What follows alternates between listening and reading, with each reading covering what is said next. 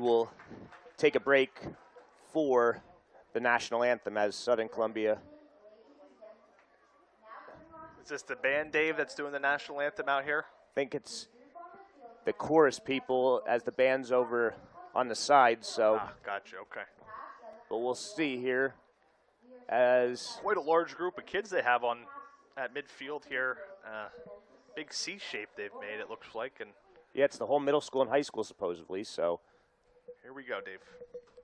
At this time, we're going to honor America with the singing of our national anthem, brought to you by Southern Columbia's middle school and high school students. Now, would you all please rise for the singing of the Star-Spangled Banner, performed by Southern Columbia Choir under the directions of Mr. and Mrs.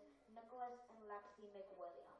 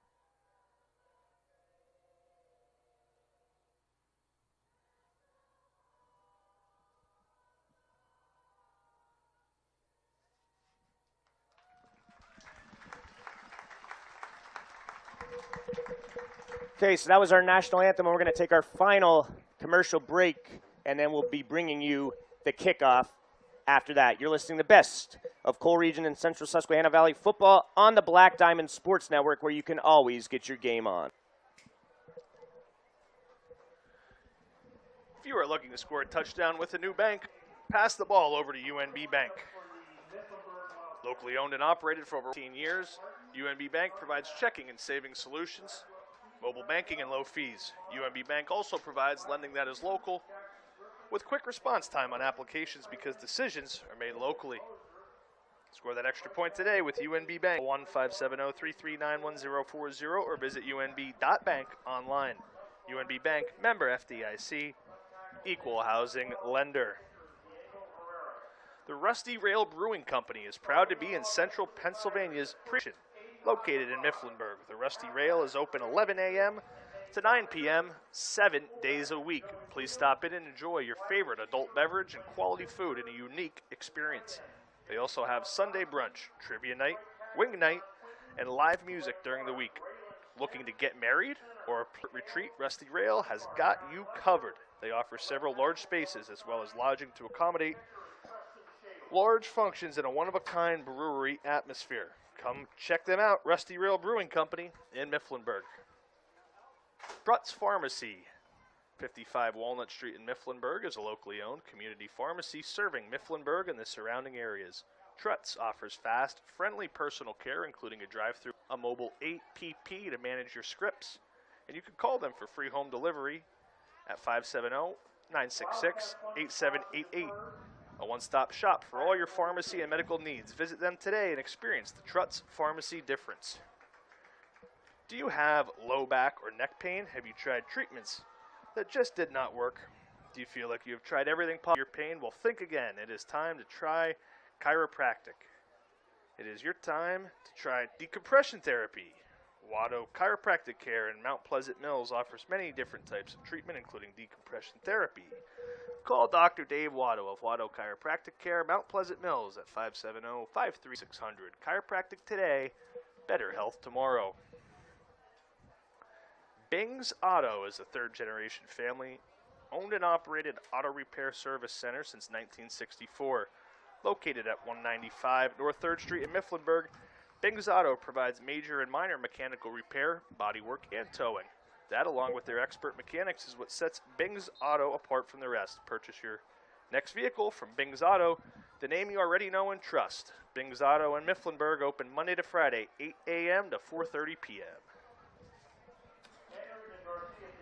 So the Tigers will send back Andrews and Garcia to receive this opening kick. Handling the kicking duties will be Diego Herrera for the Wildcats. Looking forward to a good night of football. Should be a real good one. Like we said, Mifflinburg comes in 1-5, but maybe one of the better 1-5 teams in the state, as they've been competitive in just about every game. Southern Columbia looking to bounce back from last week's loss to Danville. Looking forward to bringing it all live to you here on the Black Diamond Sports Network. So Herrera is stepping up to the ball. He boots the pigskin, and we are off. Kick's going to be taken by Andrews at around his own 12-yard line. He gets out across the 30, breaks the tackle out across the 40, so a nice return as he's brought down around the 41-yard line. They're going to mark it at the 42. Great field position for the Tigers. Yeah, sorry, Dave. Great job there by Andrews to put his offense in a positive position here to start things off tonight. Got up the field, broke a tackle midfield. Now it's time to see, can this Tiger offense execute at a high level against a quality opponent? It's the question that hasn't been answered yet this year. We're about to see now. So the quarterback, Hockenbrock under center, hands the ball off to Garcia. Garcia gets a little bit of a push, and he fumbles the football, it appears. We're going to see who has it. Tigers do maintain possession, so fumble's not lost. Yeah, not an ideal start there. Garcia with the sweep off the left side into a wall of would-be Mifflinburg defenders. They did a good job clogging all the running lanes. Only a pickup of a couple there for Garcia on the opening play. Give him 2 on the opening carry, bringing up a 2nd down and 8. Ball's at the 44. Hockenbrock back to pass, completes it to Malakowski. He gets across midfield. I think he's going to be a little short, though, of the 1st down. Right at midfield, he's stopped. So a pickup of 5, maybe 6, makes it 3rd and 2. Yeah, quick little square route there just to get Malakowski in some space. Jace, of course, had 2 fumbles last week against Danville, a promising young sophomore for this Tiger team. Good to see him bouncing back right away here on this opening possession with the positive catch. 3rd down and 2 from the Wildcat 49.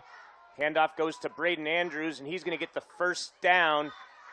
Gets inside the 45 to the 42-yard line, so Andrews picks up 8, and that's a 1st down. In the loss, Andrews did have a nice game last week, rushing for 152 yards. So it'll be 1st and 10 Tigers from the Wildcat 42-yard line.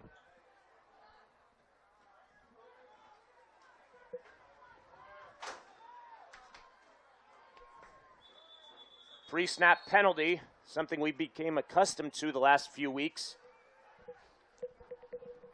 And I think this one's going to be a encroachment. Yes, it is. It'll be a free 5 yards against the Wildcats, so makes it a 1st and 5 as the ball will now be at the 37-yard line. Early on here in week 7, 1st quarter, 10 minutes, 12 seconds to go. Hockenbrock's back to pass. He looks, he completes it to Malakowski for a 1st down inside the 30. So he takes it from the 38 to the 27, a gain of 11, 1st down Tigers. Yeah, nice job on the play action fake there. Hockenbrock gets to his read, and Malakowski, who's running a drag over the middle of the field. Jace just finds some space in the middle of the defense. Easy pitch and catch there, and a Tiger 1st down. Malakowski splits out at wide receiver. Sometimes he's the starting tight end, but a nice target for Hockenbrock. 1st and 10, Hockenbrock back to pass. He's looking around. It was supposed to be a screen pass. He's going to scramble. He throws it out of bounds, intended for Garcia, as he was being chased down by Mason Schneck. There is a penalty. It's going to be an illegal man downfield, and that's going to happen every once in a while when you're scrambling like that. I think, Dave, it was actually Hockenbrock was across the line of scrimmage when he threw that one. Was he really? I thought he threw it around the 30. Okay. I thought he did too, but I think that was the signal from the official, and that's what they said over the PA. But nonetheless, it was a good job by Hockenbrock, who got some pressure there to escape it and get the ball out of bounds. Tough break on the penalty for the Tigers. Sets him back to 1st and 15. Ball's at the 32. It's going to be a reverse from Garcia to Andrews, and he's not going anywhere. He's going to be hit near the line of scrimmage. Good play there by a host of Wildcats. The man that brought him down was Chase Akey, the junior. Just a gain of a yard on the play brings up a 2nd and 14. Yeah, David, Akey is a problem. When you watch that Mount Carmel film against Mifflinburg, Akey was making plays all over the field. That time easily disrupted the reverse play, gets into the backfield and makes a nice play. 2nd and 14. Hockenbrock, play action pass, tries avoiding pressure. He throws it over the head of Grady Garcia. So that'll be an incomplete pass, bringing up a 3rd and 14 now, and that 5-yard penalty makes things tougher. You have to open your playbook a little more here with a pass. If it was 2nd and 9 the last time, the Tigers might have tried another rush there. 3rd and 14 from the 31. Hockenbrock back. He looks. He had Braden Andrews open, but he mishandles it, and it'll bring up a 4th down. That was a short. He short-armed that. Skipped to Andrews, so 4th down here. Casey, certainly 4-down territory. It is. It's tough. You're 4th and beyond the chains. Mifflinburg did a good job 2 possessions ago in the secondary, covering up all the receivers. That time, like Dave mentioned, just a short arm from Hockenbrock, looking for Andrews up the seam. I think here, if you're Coach Roth, you just got to look to probably try to get this one deep. They got Kissinger split out wide to the left, maybe slip the back out the side. We'll see here. Hockenbrock's back to pass. He looks, and it's incomplete. Broken up on the play by Jackson Griffith, so it'll be a turnover on downs for the Tigers. Yeah, and just not sure what the Tigers were looking for there. Hockenbrock was looking for Braden Andrews in the flat, the deep flat, but still was well short of the line to gain with a host of Wildcat defenders around him. Even if they made the catch, certainly wasn't going to be enough for a 1st down. So great stand on the opening defensive possession for Mifflinburg. Now they turn it over to their explosive offense, looking to strike first here in the 1st quarter. So Chad Martin is in a shotgun. He's back to pass. He looks. He fires, and it's going to be caught for a 1st down. A big catch there all the way inside Tiger territory from Jackson Griffith. It was a pump fake double move, and Martin threw it perfectly. Yeah, Martin with a dot there. Down the seam to Jackson Griffith, the junior wide receiver. Brecken Reamer in good coverage most of the way for the Tigers, but when he turned his head to make a play on the ball, it looked like he slowed his momentum. That allowed Griffith to get behind him. Big opening play there for Mifflinburg as they get into Tiger territory. 41 yards on the first play. Martin's back to pass. He looks, he fires, and the ref actually was the best man in coverage there. That pass falls incomplete, and it'll bring up a 2nd and 10. That was intended for James Donlin. Yeah, Donlin found some space in the middle of that Tiger defense.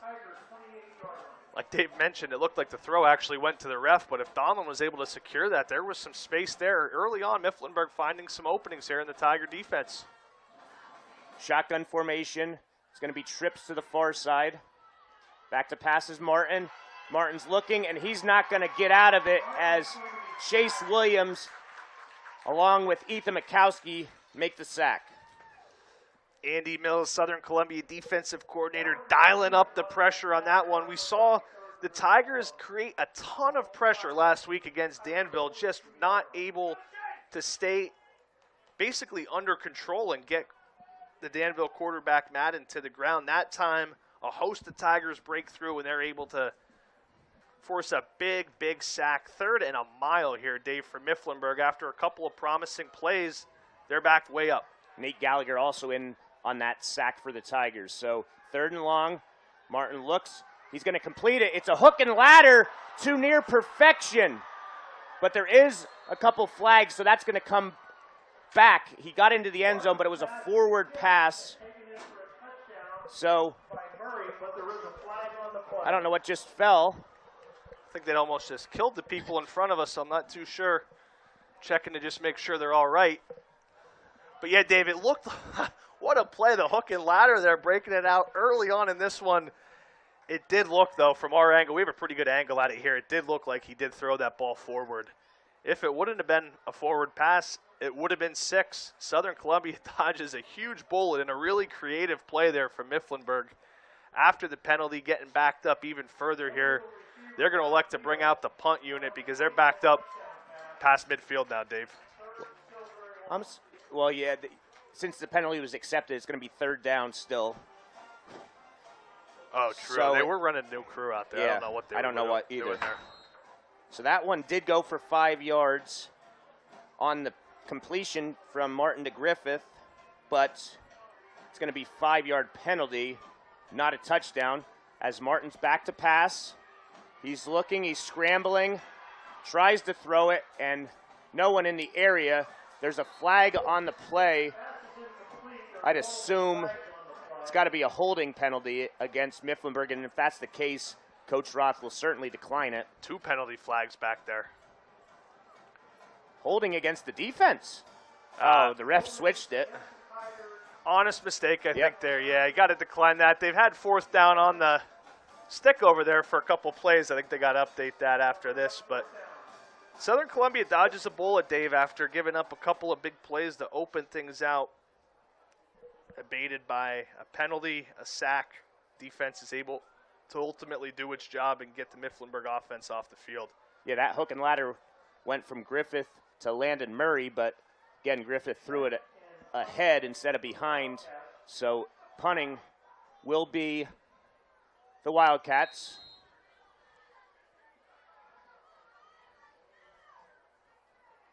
Good snap. The lefty gets it off. He's going to kick it out of bounds. There's a penalty on the play. A Tiger and Wildcat were going after each other there, extracurricular. So we'll see. The ball is going to be spotted as going out of bounds at the 20. Mason Schneck's punt at the 20, but we're going to wait and see what the penalty is. It's going to be either a hold or a personal foul. It'll be a hold against the Tigers. So again, Casey, it's these mistakes that have hurt the Tigers throughout the season uncharacteristically. Yeah, you got to clean that up when you're struggling to move the ball offensively, when your defense has struggled at times to get off the field. You can't add to it with unnecessary, unforced errors in the penalty department.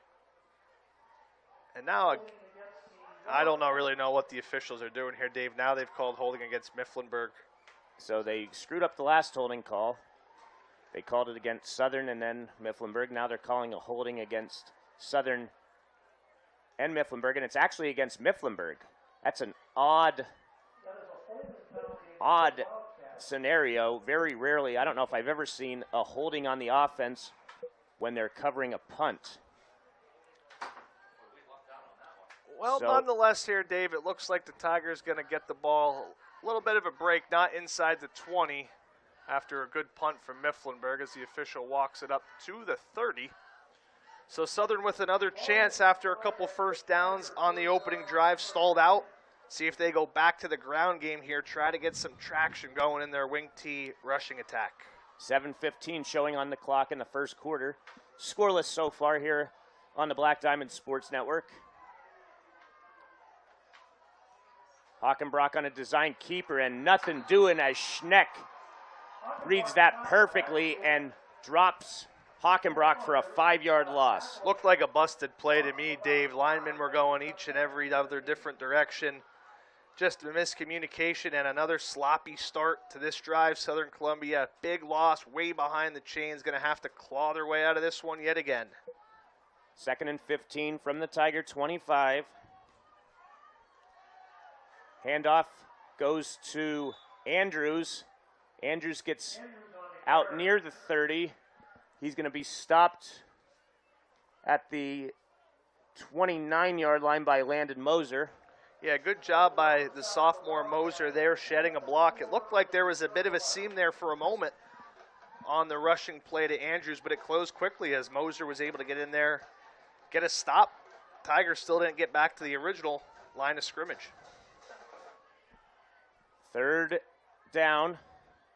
Hockenbrock back to pass. He looks, he fires. It's going to be complete to Kissinger for a 1st down out across the 40. So he takes it to the 45-yard line. Pickup of 16 yards, 1st down Tigers. Did the Tigers ever need that one? A great comeback route there from Blaze Kissinger on the far side. I didn't think for a second that ball was going to get all the way out there to him across the field, but it did. Good pitch and catch from Hockenbrock and a much-needed 1st down for the Tigers. So 16 yards on Kissinger's first grab. Handoff goes to Andrews. Again, not much doing there. There is a fumble on the play. Andrews picked up 3 yards. We'll see. And it's recovered by the Wildcats. So Andrews loses it. It's the 2nd fumble already by the Tigers. They recovered the 1st one, but don't recover that one. So great field position for the Wildcats at the 48-yard line. Yeah, Dave, 8 fumbles lost coming into the year, probably at least another 8 that weren't lost. Major issues for the Tigers' ground game and ball security. They've put it on the deck twice already today. And after a big pitch and catch to get him a 1st down, the running game, again, just non-existent for the greatest rushing program in the state of Pennsylvania's history. Shocking to see a Southern Columbia football team with 0 ability to run the football. 0 ability, that's correct so far tonight, especially. First handoff of the game for the Wildcats goes to Susan. He's going to get back to the line of scrimmage, nothing more, bringing up a 2nd down and 10. Be interesting to see how much Mifflinburg mixes in the run game. Of course, their passing attack, their featured part of their offense. But got to keep the defense honest, trying to do it there on 1st down. But the strength, I would say, so far of the year, David, this Tiger defense has been its run game. Just found out from Steve Pisarcik, Southern's AD, that Isaac Carter is here in uniform. They would like to have him back on the field, that's for sure. Martin's back to pass, scrambles, throws it away, incomplete. Chase Williams and 10. Yeah, Williams off the left end, gets some pressure. It's a good job by Martin to get out of the pocket, get rid of that ball, avoid taking a big sack, keeps it at 3rd and 10, gives Mifflinburg a few options here that they could go to try to pick up a 3rd down conversion. Mount Carmel area leads Danville 7-0 halfway through the 1st quarter. 3rd and 10. Martin back to pass. He looks, he fires. It's going to be caught, and it's going to be a touchdown. A missed tackle, and it's a touchdown, a 48-yarder to Moser. Just a breakdown in coverage there for the Tigers. Dominic Fedorov had the pressure up the A-gap with an inside linebacker blitz. Martin delivered the football as he was being hit. You got to be tight in coverage when you're blitzing and 0 coverage over the top. Tigers, way too much space. A poor angle taken on the tackle, and Mifflinburg makes the Tigers pay with another big passing play. They strike first here with 4:39 to go in the 1st quarter with the first touchdown of the game. So the Moser, the sophomore, big catch and run. Herrera's kick is up, and it's good. 4:39 to go. Actually, we have a flag on the play, so we're going to keep it here. So we'll see what the flag is. It's a procedure penalty against Mifflinburg, so they're going to have to re-kick this one. And that can be big in high school, obviously. I'll tell you what, though, that extra point was good from 45. Yeah, Herrera. Did you see that? That thing was almost out of the stadium. Yes, it was. We'll see if Herrera could go 2 for 2 here. So Herrera, good snap, good hold. Kick is up, and that one is even further and right down Broadway. So with 4:39 to go in the first quarter, Wildcats 7, Tigers nothing. We'll be back in 30 seconds. Heister House Cabinetry, located in central Pennsylvania, is a manufacturer of custom cabinetry products for every room in your home. Along with kitchens and vanities, they also tailor custom cabinetry components for closets, pantries, laundry rooms, mudroom, even home theaters, wine rooms, libraries, gun rooms, and more. Recognizing each project as client-specific, Heister House Cabinetry in-house design staff can help you create unique cabinetry solutions to fit all your needs, including a wide range of wood species and finishes. Call today to schedule an appointment with one of the best sales reps at 800-326-9873. Heister House Cabinetry, a fine tradition in wood. Back here, it's Mifflinburg 7, Southern Columbia nothing. And that was a 3rd down and 10, Casey. It was going to be a 1st down after he caught it, but you have to break down and make the tackle, limit the damage. The Tigers were not able to do so. Yeah, just a couple breakdowns early on here in the secondary for sure. Give credit to Martin. He got out of the sack and threw it away on 2nd down, keeping it 3rd and more manageable, Dave, as the kickoff is off. Herrera kicks it. It's going to go to Andrews from his own 11. Andrews breaks a tackle out across the 35. It's going to be tackled at about the 37-yard line, so good field position here for the Tigers, but they have to show something, some sort of life here on offense to make anything out of it. Yeah, and it has to start on the ground game. You're running a wing T offense. Your bread and butter is on the ground. You're not going to be able to throw the ball 30 times out of it. You got to get something going here on the ground. Take some pressure off the sophomore Hockenbrock. It's going to be a handoff to Pyatt, and he was hit immediately behind the line of scrimmage. He does power his way forward for 2 yards, but that was all Pyatt to get anything as... Yeah, it was Brian Reeder in the backfield immediately for the Wildcats. Did a great job busting through the line of scrimmage. Like Dave said, give credit to Pyatt just getting back to the line. As Hockenbrock takes the handoff, hands it off to Garcia on the left side, but play is blown dead. We have a flag on the play. False start against the Tigers. So again, Tigers moving back. You just can't do it, Dave. You can't when you're struggling to get 2 yards of carry on the ground. You just can't continuously get penalized possession after possession after possession, put the ball on the deck. It's such a sloppy offense from Southern Columbia. It's truly hard to imagine. So they'll try it 2nd and 13 now. It's going to be a design keeper by Hockenbrock. Good blocking out ahead as Hockenbrock's going to get out near midfield. I think his forward progress is going to get him the 1st down. There was some good blocking on the outside by Kissinger and Pyatt, and Kissinger needed 13, or I'm sorry, Hockenbrock needed 13, and he got 13 for the 1st down. Yeah, so the play blown dead, they try to sweep to the left side to Garcia. This time they fake the sweep to the left, keep it on the backside with Hockenbrock. Like Dave mentioned, excellent kick out block by the fullback Pyatt. Best rushing play of the day for the Tigers. That's them a 1st down. We have a flag on the play. What was the record, Dave, a couple weeks ago you said for flags in a game? The one that I wasn't here for? 20.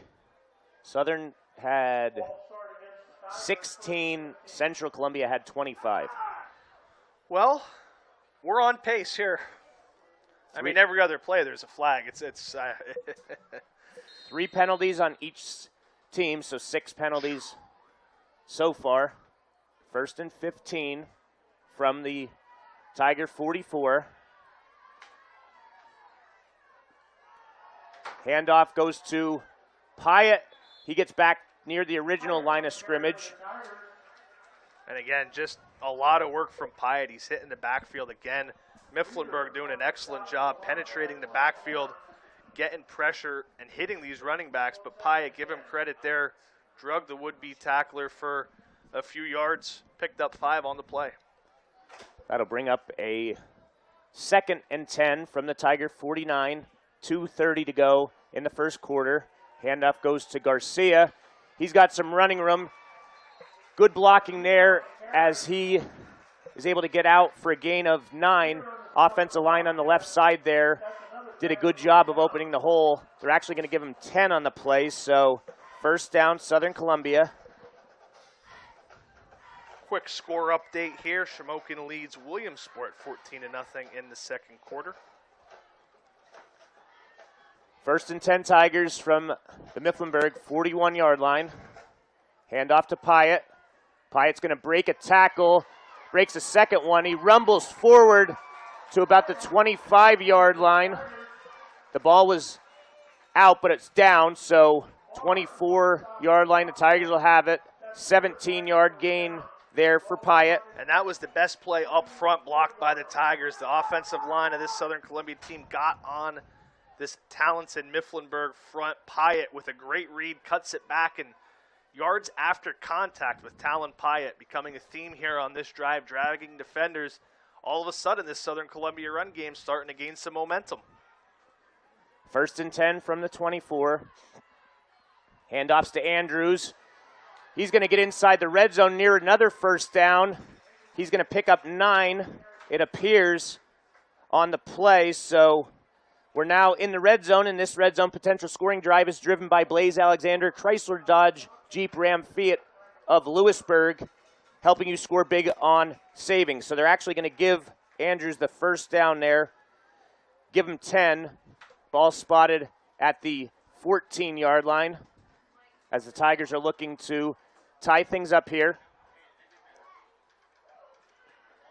Handoff goes to Andrews again. Breaks a tackle. He's going to be pushed out of bounds around the 10-yard line. There is a flag on the play. That was James Donlin making the stop, and it's a hold against the Tigers. So the 4th penalty of the first quarter against Southern Columbia's offense. We'll see how this one impacts them, Dave, with 1:08 to go here in the first quarter. They've started to gain some momentum on the ground, picking up some chunk runs between all 3 of the backs. But now you get pushed back 1st and 20 tight, and you're only at the 24-yard line. So not a whole lot of room to operate behind the chains. It's going to be tough to move the ball, I would imagine, through the air here. Going to have to continue to get on blocks on the ground game. First and 20. Handoff goes to Garcia. He's going to try and get the edge. He cuts it up, gets inside the 20 to the 18-yard line, so a gain of 6, but it'll bring up a second down and long, 14 to be exact. Yeah, and that's all you could do there, Dave. You get the sweep out wide to Garcia. He does a good job stretching the defense out there, making a cutback, picking up some positive yards. You got to get it back into range here. We're on 2nd and 3rd down. You have a chance to convert here near the end of the first quarter. So it's 2nd and 14. Could be the final play of the quarter. Handoff goes to Pyatt. Pyatt gets a couple. He gets up to the 15-yard line. Give him 4, so that probably is going to do it for the first quarter. We'll see if Coach Roth elects to. No, they're not going to run another play. So after 1 quarter play, it's Mifflinburg 7, Southern Columbia nothing. It'll be a 3rd and 10 coming up. We'll be back in 1 minute on the Black Diamond Sports Network. Phil Manny, CEO of the Black Diamond Sports Network, would like to thank Bernie Romanowski, chapter of the PA Sports Hall of Fame, for their support of our extensive broadcast schedule featuring local athletic programs. The Bernie Romanowski Chapter Hall of Fame annually recognizes the accomplishments of athletes from Line Mountain, Our Lady of Lourdes, Shamokin area, and Southern Columbia. For more information on the Hall of Fame, contact Bernie Romanowski Jr. Have you ever thought of becoming a PIAA official? You make a difference in the lives of students everywhere. Encourage exercise through competition, establish the lifelong fundamentals of fairness, make new friends, stay involved, stay in shape, and earn extra cash. This job is not for the faint of heart. It challenges you athletically and requires cool and decisive thinking. But the rewards are great. PIAA application fees are waived for students. Applicants must be 16 years or older. Go to PIAA.org for more information today. Let's get ready to rumble with the best sports coverage in the Valley. Pick up a copy of The Weekender for the most comprehensive high school football coverage. No one can beat the News Item Weekend Edition for local news or sports coverage. Pick up a copy today at the newsstand, or better yet, subscribe and have it delivered right to your front door. Online e-editions are also available. Do not delay and subscribe today. Visit www.newsitem.com for the News Item or the Standard Journal Weekend Edition. Back here, and Danville has tied things up with Mount Carmel. The Ironmen, the home team, and it's 7-7. Another score update in the first quarter. It's Lewisburg 29, Midwest 0. So we'll start the second quarter, 3rd and 10 from the 14-yard line. Hockenbrock, it's going to be reversed to Andrews. Andrews is inside the 10, he's inside the 5, and he's going to go into the end zone on touch. So a good run there as the Tigers' running game gets going there. Fooled the Wildcat defenders, and Andrews scores from 14 yards out. Perfectly dialed up there by Jim Roth. Great call. The flow of the defense for Mifflinburg, flow into that sweep strong. They hit the inside reverse off the backside, beautifully walled off by the right side of that Tiger offensive line. Just left a foot race for Andrews, who was easily able to get in. Tigers get back to the ground game. We said they needed to, and they did, as they tie this one up, pending this extra point from Shadle, who knocks it through the uprights. So with 11:52 to go in the second quarter, Tigers 7, Wildcats 7. We'll be back on the Black Diamond Sports Network in 30 seconds. Need to know where your property lines are? Trying to sell part of your land and need to subdivide? Is your business growing and you need an addition or added parking? The Crossroads Group perform boundary surveys, flood elevation surveys, construction stakeouts, subdivisions, commercial land developments, and stormwater runoff investigations.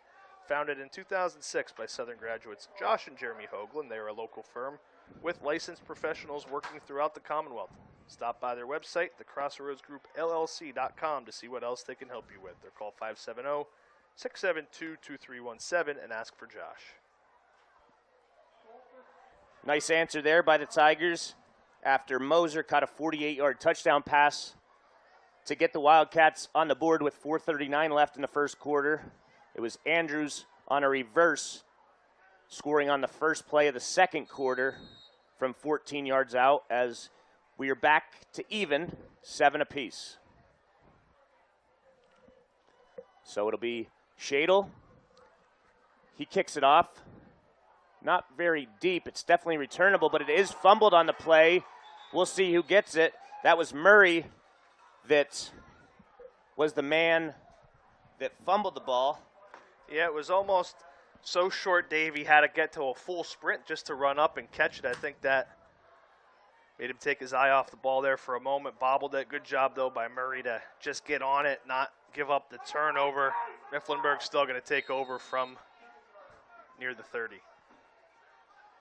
Okay, I'm checking score updates. Phil said he included us in a score thread. I don't see it. So you can read out the score updates as they come. Might be something with my phone. So Wildcats have it with 11:48 to go. It's going to be a fake. It goes to Murray, and Murray's going to get close to first down territory. Nice misdirection there as Murray picks up 8 on the play. Yeah, Mifflinburg saw Southern Columbia with the success on the inside reverse. So they go to the full-blown reverse there, caught the Tigers off guard, pick up a nice chunk on first down to get this drive rolling for the Wildcats. Actually give Murray 9 there, bringing up a 2nd down and 1.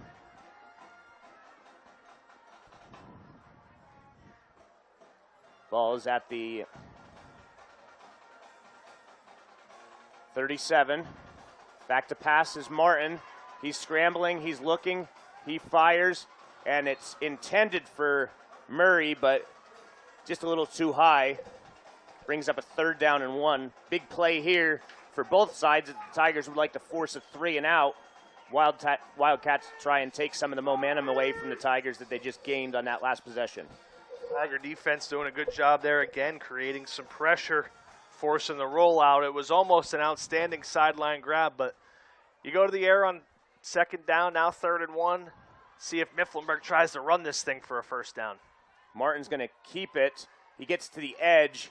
He gets a 1st down out across the 40 to about the 46-yard line, so he picks up certainly what he needed. He gets 7 on the play.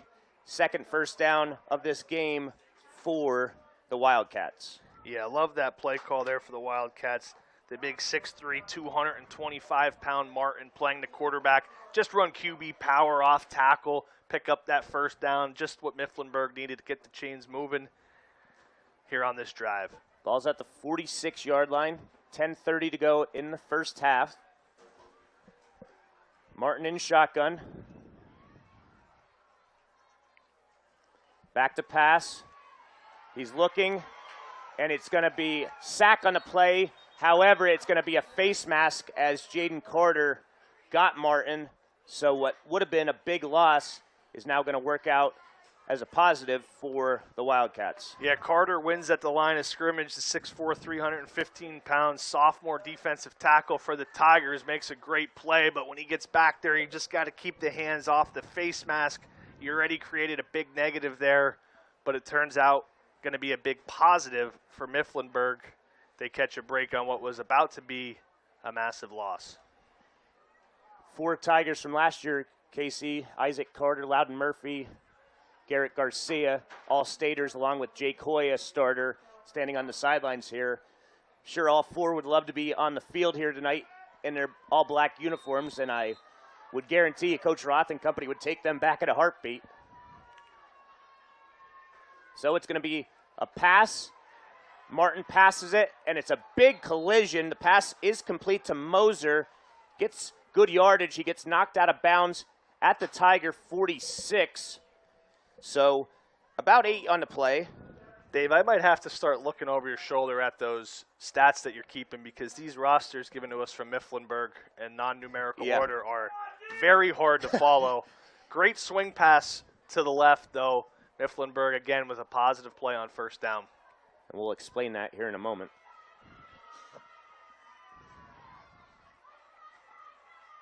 Martin, design keeper, and there's a flag on the play. Martin's going to be tackled behind the line of scrimmage by Chase Williams. Certainly going to be a hold, though, against the Wildcats. Yeah, hold on the interior of the line there, clear as day. It was against the hold. They were holding Adam Barnes to tackle for Southern Columbia, but even though, good play by Chase Williams to string out that QB keep, bring him down for a net negative, even though it won't count. You want to explain the roster situation we have here, Dave? Yeah, so Southern always provides you with rosters, so I didn't even think to print one out because they have both teams for all 15 years I've been doing this. I learned, though, that going forward, that's something we have to do. Don't take anything for granted. Mifflinburg's roster is alphabetically by their graduation year, not by their number. First time I've ever seen that in my life. So it's a 2nd down and 12. Handoff goes to Murray. Murray's going to break a tackle, gets positive yardage. He's going to get about 8 on the play. Fedorov made the tackle, but now it brings up a 3rd and much more manageable. It's a 3rd and 14, or 3rd and 4. Yeah, it does. It makes it much more manageable, opens up the whole playbook. Murray really running hard here tonight, impressed with his running ability. And just to put a bow on our roster discussion there, Dave, we apologize if you're listening from Mifflinburg. We're not as familiar with the kids' names. We're trying our best to give them their credit when they make a big play, but it might take us a second as we're trying to navigate a roster that's in a not very easy order to read. 3rd and 4 upcoming, just inside Tiger territory. Martin's back to pass. It's caught, and a lot of running room ahead. as going down the sideline is Murray. Touchdown, Wildcats. 48 yards again. Yeah, just an excellent route there by Murray. Beat the would-be defender over the middle. Perfectly placed dot, and he had loads of room to run. Murray having himself a night here early on for the Wildcats. They drive the length of the field, score another touchdown. And Dave, just as we expected, this Mifflinburg team, very, very quality football that they play, and we're in for a dogfight here at Jim Roth Field. So the snap is back, kick is up, and the kick is no good this time. So with 8:14 to go in the first half, Tigers trail the Wildcats 13-7. We'll be back in 30 seconds. Concerned about not having what it takes to find a living wage job locally? An associate's degree or a certificate could provide you with the necessary training. A new community college in the central Susquehanna Valley means you wouldn't have to travel to Nanticoke, Scranton, or Harrisburg. Susquehanna Valley Community Education Project proudly supports Black Diamond Sports Network and all area teams. Good luck to all teams in Montour, Northumberland, Snyder, and Union counties this season. For more information and courses now offered, please visit newcommunitycollege.org or click the banner on the Black Diamond homepage. So in the first quarter, it was a third down completion for a 48-yard touchdown to Moser. This time, same result, 48-yard touchdown on third down, this one to Murray, to put the Wildcats back in front, 13-7 with 8:14 to go in the first half. And Dave, give a lot of credit to Chad Martin, the Mifflinburg quarterback. He's been under duress quite a bit today. Easier said than done to stand in the pocket. That time, quick three-step drop, stood in there, delivered a throw on target that gave his receiver an ability to continue running. Really perfect, exactly how you draw it up, pitch and catch there. Mifflinburg really creating some explosives in the passing game. Indeed they are, as Herrera's getting ready to kick it off. It's going to be returnable this time. It's taken at the 14-yard line by Garcia. He's out across the 30. Near the 35, they're going to spot him at the 34-yard line. Tigers will have it there, trailing 13-7.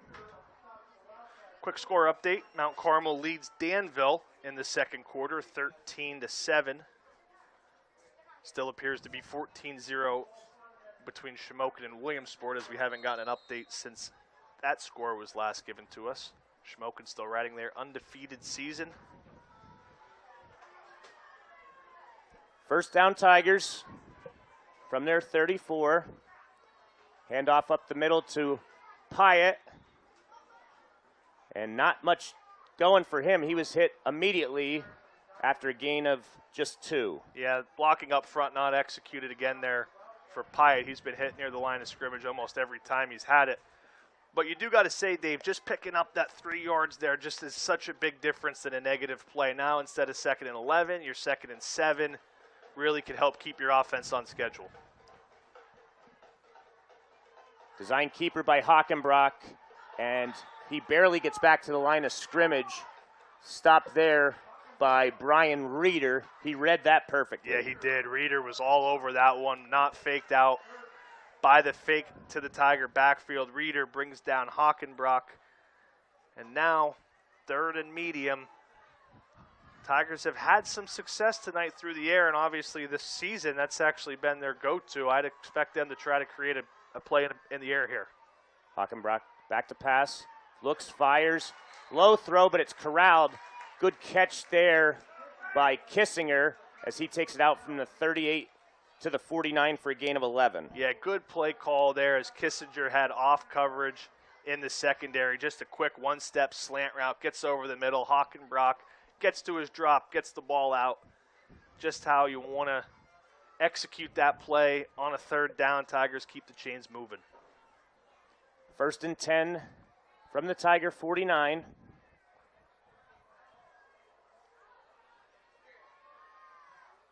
Handoff up the gut to Pyatt. He's going to get into Mifflinburg territory. He gets to about the 48. Pickup of 3 on the play. makes it a 2nd and 7. And you mentioned it early on, Casey. The big guy in the middle there for the Wildcats, Chase Akey, has been providing problems. He was in again on the tackle. Yeah, Akey is a standout defensive lineman. You got to watch him, and you got to count for him on every single rushing play. Handoff goes to Gallagher, I believe, getting his first offensive. I think it was actually Caden Hopper, Dave. Oh, yeah, it was. That's number 3, Hopper. So Hopper picks up 3 yards on the play, his first carry. Now into a 3rd and shorter situation. Coach Roth going to bring on Dominic Fedorov to bring a second tight end. Tigers going 2 tight ends, 2 backs, 1 fullback. Power offense coming at you here. Ball's at the Mifflinburg 45. Handoff goes to Andrews. Andrews cuts it back. Good cut there because nothing was going for him on the outside. He's close to first down territory. I think he's going to be about a half a yard short. Yeah, it will be interesting. I thought he had enough to get that. But, yeah, just about a half yard short. Good cut up the field by Andrews as he was following his lead blocker, pulling guard Jude Bremagen. And Coach Roth going to take a timeout here, it looks like, Dave. Yeah, and so will we. So it'll be a 4th and 1 coming up. 5:14 left in the first half. We'll be back in 30 seconds. Sunbury Motors has been the area's total automotive solution since 1915. The North 4th Street Auto Plaza Sunbury has an unbeatable selection of new Fords and Hyundais. Sunbury Motors Kia is the #1 Kia dealer in central Pennsylvania and is located on the Golden Strip in Hummel's Wharf.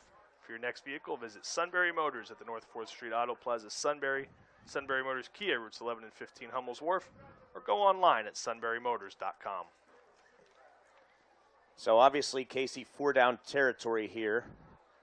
And that's why you bring out the 2 tight ends. That's why you go power from the 3rd and 4 instead of maybe trying to throw the ball or give the illusion of a pass at least. You want to pick up a couple and get this to a 4th and very short. I think Coach Roth was very displeased with the spot because from here it certainly looked like Andrews had enough to pick up the first down. Surprised to see him spotted short, but nonetheless, here we go. 4th and inches. Tigers trailing by 7 halfway through this second quarter. Need to convert here. Hockenbrock's going to hand the ball off to Pyatt, and Pyatt is able to get the first down. Not by much, but good job. He knows the scenario. That's the 5th or 6th time this year, Casey, where we've seen him run smart, knowing what he needs to get and making sure to get it. Yeah, absolutely. Almost got tripped up over one of his offensive linemen's feet there, it appeared, but did a good job keeping his balance, getting that low center of gravity down and just picking up that first down. Keep the chains moving. Reset for a first down here. Inside of 5 minutes to go in the first half. Garcia back in there. Gets to about the 36-yard line for a gain of 4 on the play as a host of Wildcats were there. Luke Brubaker made the initial hit. And if you're Southern Columbia, they're doing a better job since that first drive running the ball, but you got to stay on blocks down the field. That time it appeared there was a lot of space maybe for the freshman Garcia to take off, but got to stay on blocks, give these talented Tigers backs a chance to make some cuts and find open space. Handoff straight ahead to Pyatt. He gets to the outside, rumbles his way inside the 30 to the 28, actually to the 27, so give Pyatt 9 on the play to move the sticks. Yeah, just a straight down handoff to the left side. Good job by the left side of the Tigers' offensive line. Getting on their blocks that time. Good kick-out block by Braden Andrews, the left halfback, and Pyatt with some space. Boy, Dave, we said, not to sound like a broken record, but they had to get this ground game going, and that they have here the last 2 possessions.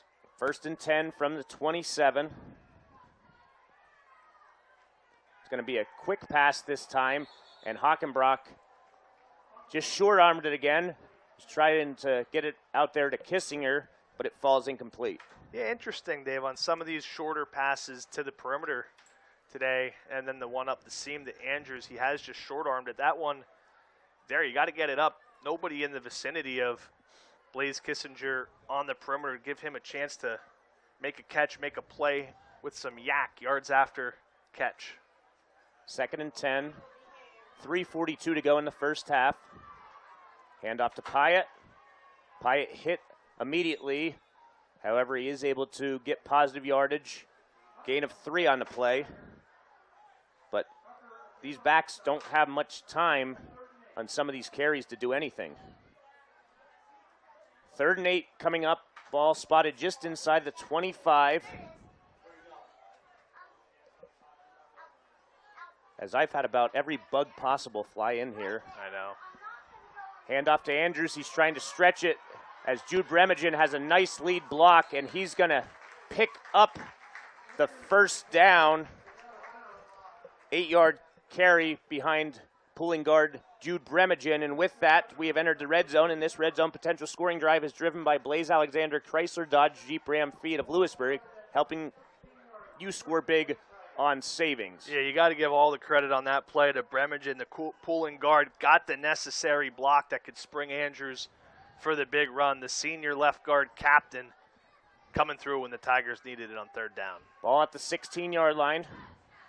Handoff to Pyatt. Pyatt breaks 1 tackle, breaks a 2nd tackle, and I'll tell you what, he is earning his yards because he's been hit behind the line of scrimmage or at the line of scrimmage on almost every single carry tonight. Yeah, Dave, I would say whatever his yards are right now, that's exactly what his yards after contact are as well, if not even more. That low center of gravity, of course, Pyatt, just 5'6", but 185 pounds and strong, running over tacklers, picking up 5 more. 2nd and 5 from the 11.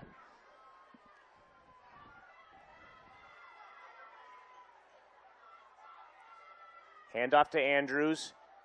He's inside the 10. And he actually breaks through and scores. I don't know how he did that, but it looked like there wasn't much going for him, but Andrews scores from 11 yards out. Yeah, from our angle, Dave, there was just a pile of people. You thought they were almost going to blow it dead, but out of nowhere, Andrews just shoots out of the pile, gets into the end zone, tying this game up at 13 apiece. An extra point here from Southern Columbia could give them the lead under 2 minutes to go in the 2nd quarter. So, see if Shadle can make it to give the Tigers the advantage. Kick is up, and the kick is good. 1:57 to go in the first half. And we'll keep it here, Casey, because I think we're doing okay on ads, right? Or do you want to take a 30-second? I'd say we take a 30-second timeout here, Dave. Let's do it.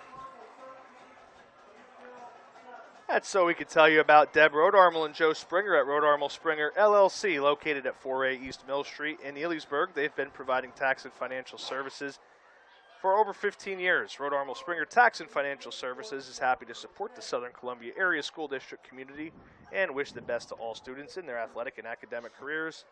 Hard work pays off. Quick one for you, Dave. Got it in and out. No problem. So Shamokin leading Williamsport 14-6, and I believe they said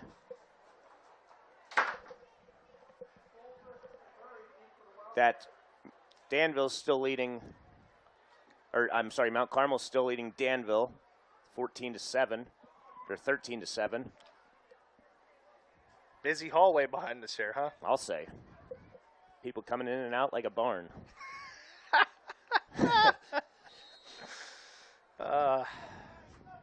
Yes, it is, Dave. Yes, it is. Tigers on Andrews' 2nd touchdown run, lead 14-13 as Pisarcik kicks it. It's going to be brought in by Murray. Murray, a nice return out across the 30, out across the 40, and he's finally going to be knocked out of bounds by Nolan Wittig, but he gets to the 44-yard line, and Mifflinburg still has all 3 timeouts with 1:47 to play in this first half. Yeah, with a big return from Murray there, they are set up to score. Dangerous in the return game is this Mifflinburg team. We saw it against Mount Carmel where they returned a kick for a touchdown. Very, very explosive skill position players, and Murray certainly one of them as he takes the kick all the way inside Tiger territory, coming off his touchdown on the previous possession. Mifflinburg ready to strike here to end the half. And the Wildcats will get the ball to start the third quarter.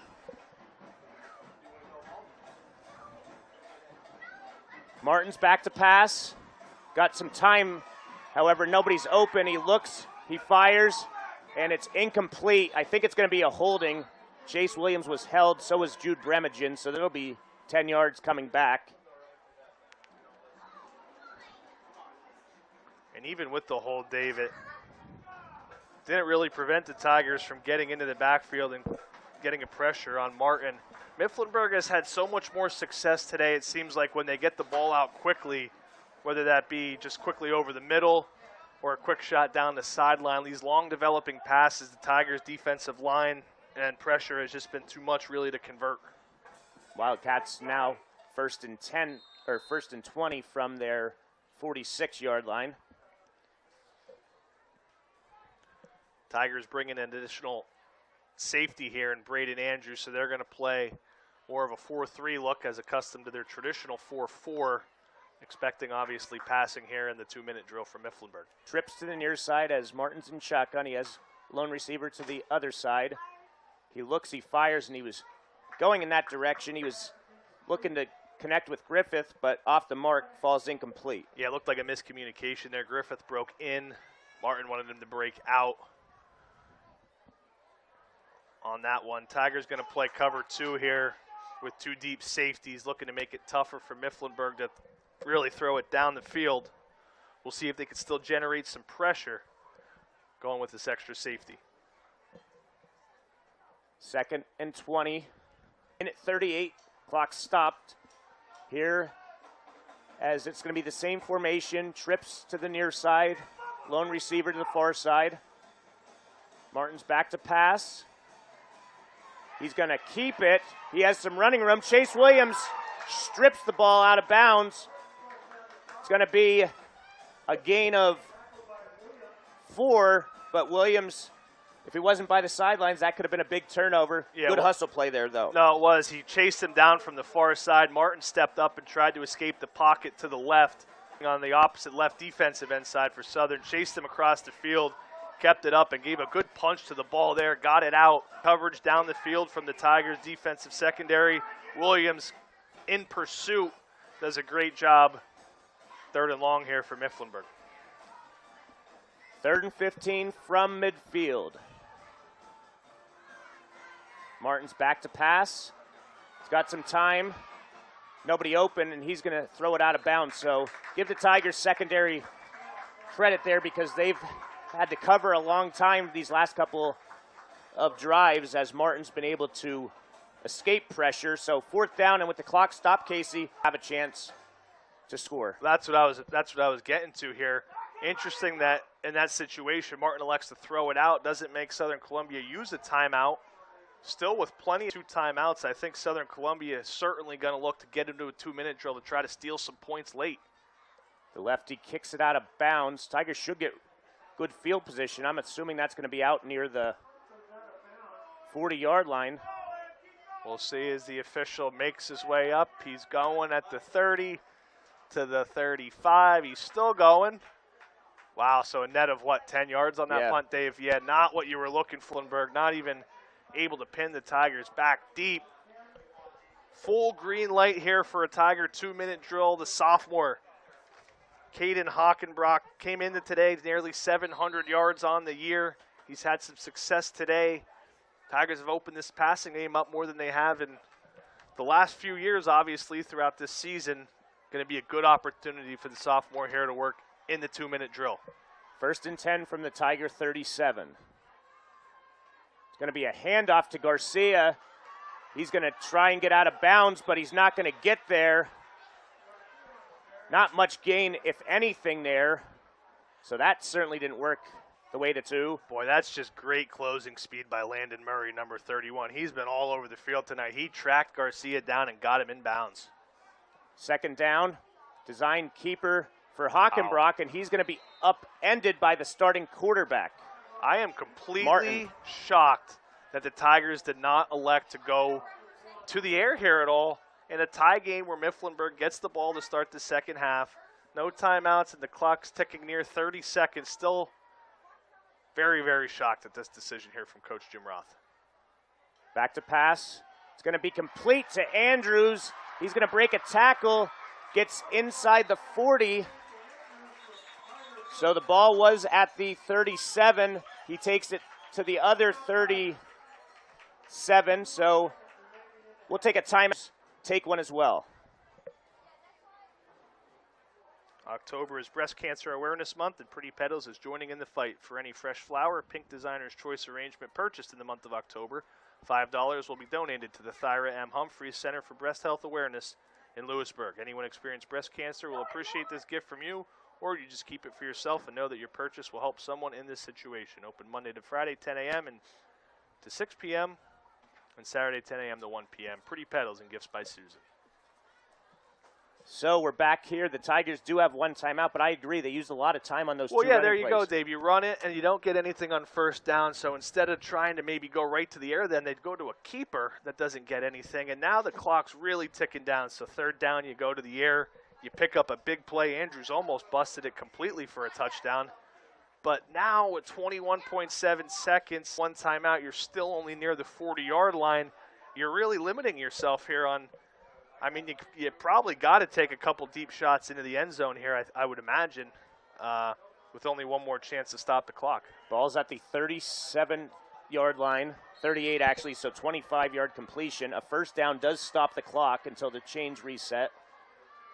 Hockenbrock's back to pass. He looks, he fires. It's going to be complete to Kissinger at about the 25-yard line, so a gain of 13. Clock will stop. The Tigers can come up and spike it if they want to.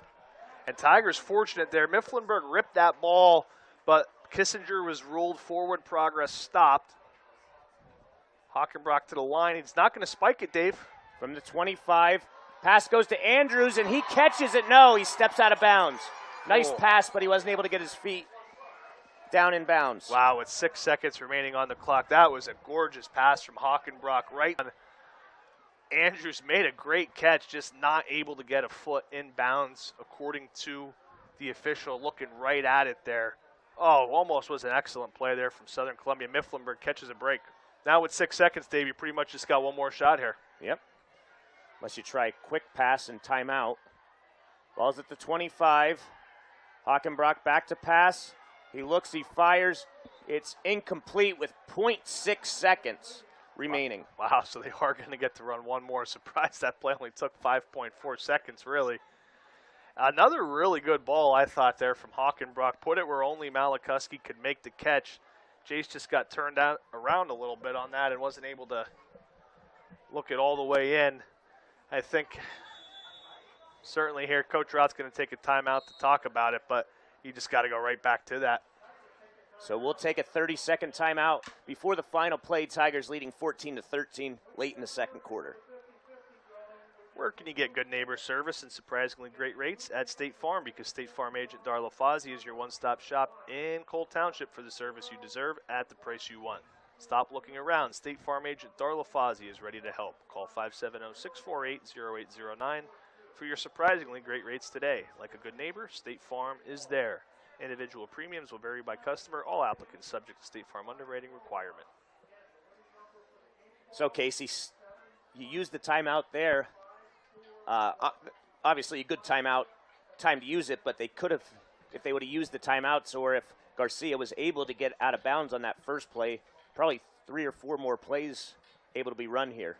Yeah, I think certainly Coach Roth would definitely want to like to have that one back, but let's go all the way back to that first play. Landon Murray tracking Garcia down on that jet sweep where Garcia looked like he had an edge to get some yardage. Murray was closing so quickly he almost had to run backwards to try to just get out of bounds because Garcia knew he had to get out of bounds. Murray really disrupting what was a promising opportunity here. However, the Tigers with 0.6 seconds here, Dave, going to get one more shot at the end zone. Final play here. Hockenbrock back to pass. He looks, he fires, and it's going to be incomplete.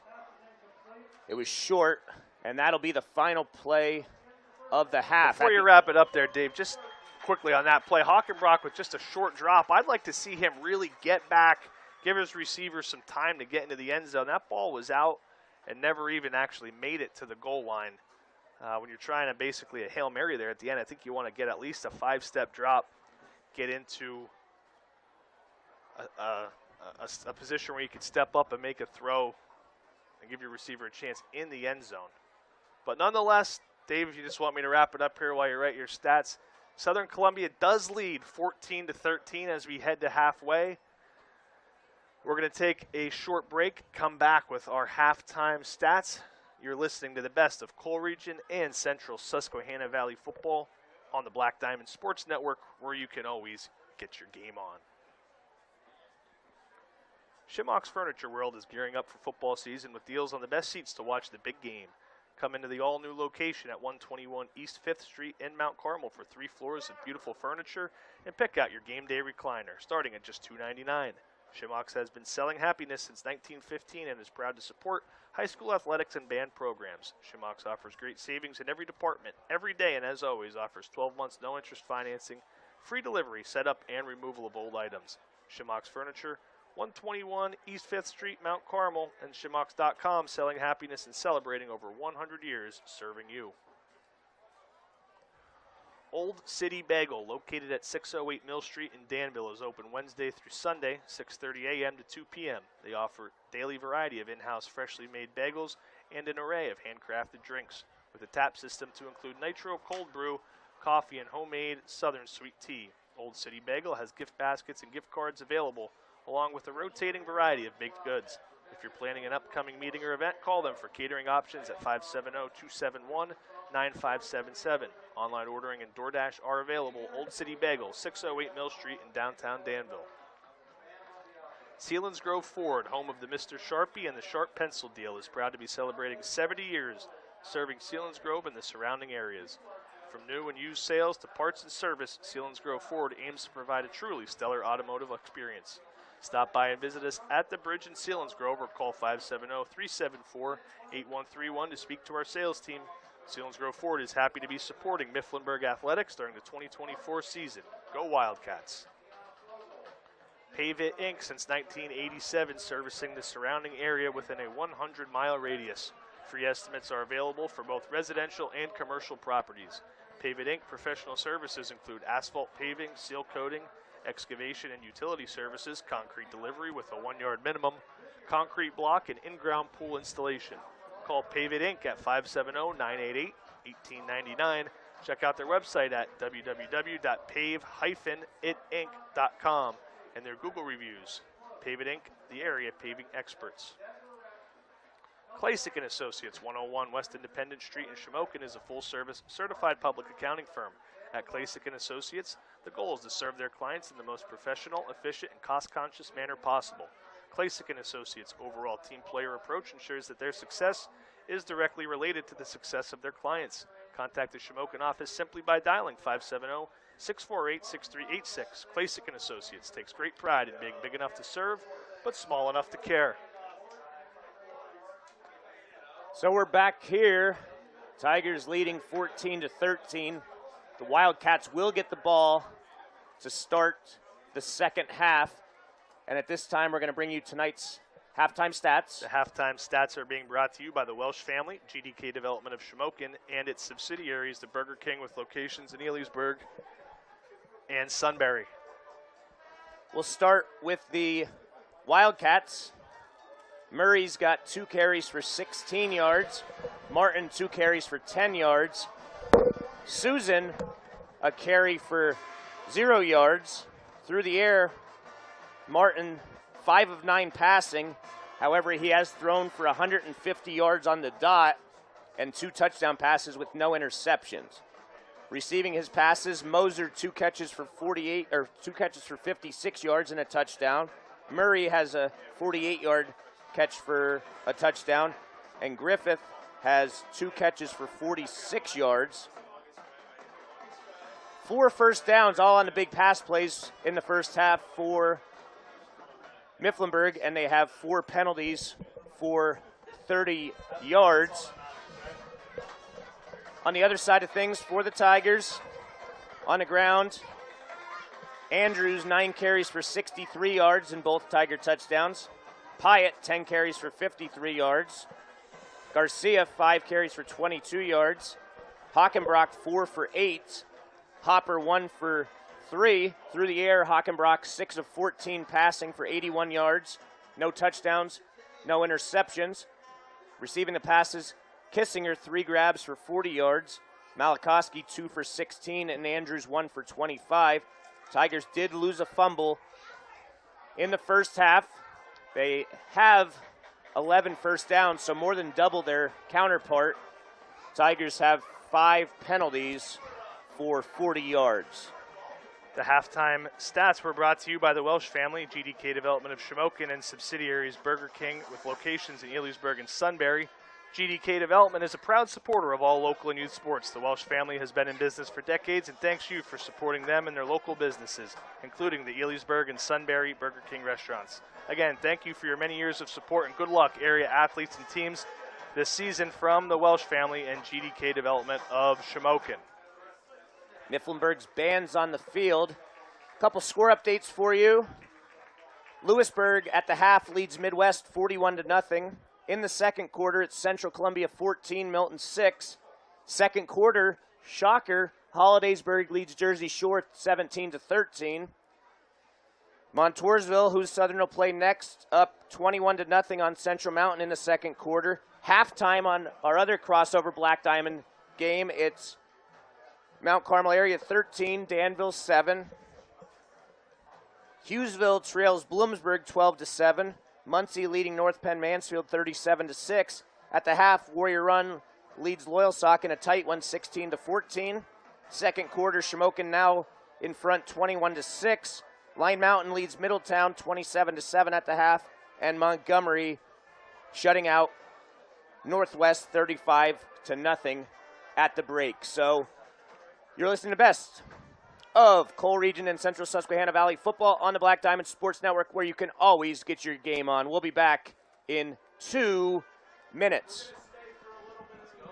At Best Cleaners, they strive to meet your every cleaning need, whether it is a simple floor cleaning, house cleaning, window cleaning, sanitizing job, or major water extraction. Best Cleaners is there for you. Best Cleaners is owned by the Warhotch and Lepotsky families and located in Paxinus. Best Cleaners proudly serves the region and surrounding areas. Call Best Cleaners today at 570-672-9114 or check them out online at bestcleanersllc.com and like them on Facebook. Make Kaiser Brothers in Danville your choice for all your Chrysler, Dodge, Jeep, and Ram needs. Former Ironman captain Dan Goldman heads up the sales department, and along with his team at Kaiser Brothers CDJR, wish all area teams the best this football season. Kaiser Brothers CDJR is located on Route 11 between Danville and Bloomsburg. If you want selection, great price and value, as well as great service after the sale, it's got to be Kaiser Brothers. So come visit the Kaiser Brothers CDJR Danville on Route 11, just north of Danville, or visit them online at kaiserbrotherscdjrdanville.com. Or call 570-275-3300. PBS Beverage in Paxinus and owner Steve Tahansky are proud supporters of Southern Columbia football. His great prices make it an easy decision to stop in and pick out from a variety of your favorite selections. With an easy-to-get-to location on Route 61 between Shamokin and Elysburg, there isn't any other choice than PBS. Check out their Facebook page for deals and hours of operation throughout the week. Call the store at 570-648-8080 for any additional details. Steve Tahansky, alum and supporter of Tiger football. If you are not already a customer, become one. Life is full of surprises. That's where Myers & Lynch Insurance comes in. Whether it's auto, home, life, or business insurance, they protect what matters most to you. An unexpected fender bender? Don't worry. Myers & Lynch Insurance will handle the paperwork so you can focus on getting back on track. When it comes to your home or your apartment, they've got your back. Fire damage or theft, their policies provide peace of mind. Plus, their rates won't break the bank. Secure your future. Visit their website at myersandlynch.com or call Myers & Lynch Insurance at 570-644-0371 because life's too precious not to be protected. Little Village Primitives, Route 54 in Elysburg is ready for fall, proudly offering American and handmade goods. The shop is full of pumpkins, bittersweet, and the scents of cinnamon and spice. Open Thursday and Friday 10 to 5 and Saturday 10 to 4. Shop online at lvprims.com 24/7. Little Village Primitives, Route 54 in Elysburg. We're back here, and Casey, pretty rare to have Southern Columbia has 2 javelin state champions. They're right next to me, Tyler Arnold and Ted Heitzman, the 2 state champions for the Tigers. Tyler's in from Tennessee. Ted's around the area. Ted's state championship throw broke the school record, and Tyler broke his school record. We have a lot of people in here. That's 2 a important party guys up here. Henry Hajnowski to our left. We got a Mr. party Kiefer, in the press box Mr. Hajnowski, the middle school and high school principal. Mr. Traw, the elementary principal. He's not too happy right now with that lackluster first half performance, but you gotta suck up when you have the chance, okay?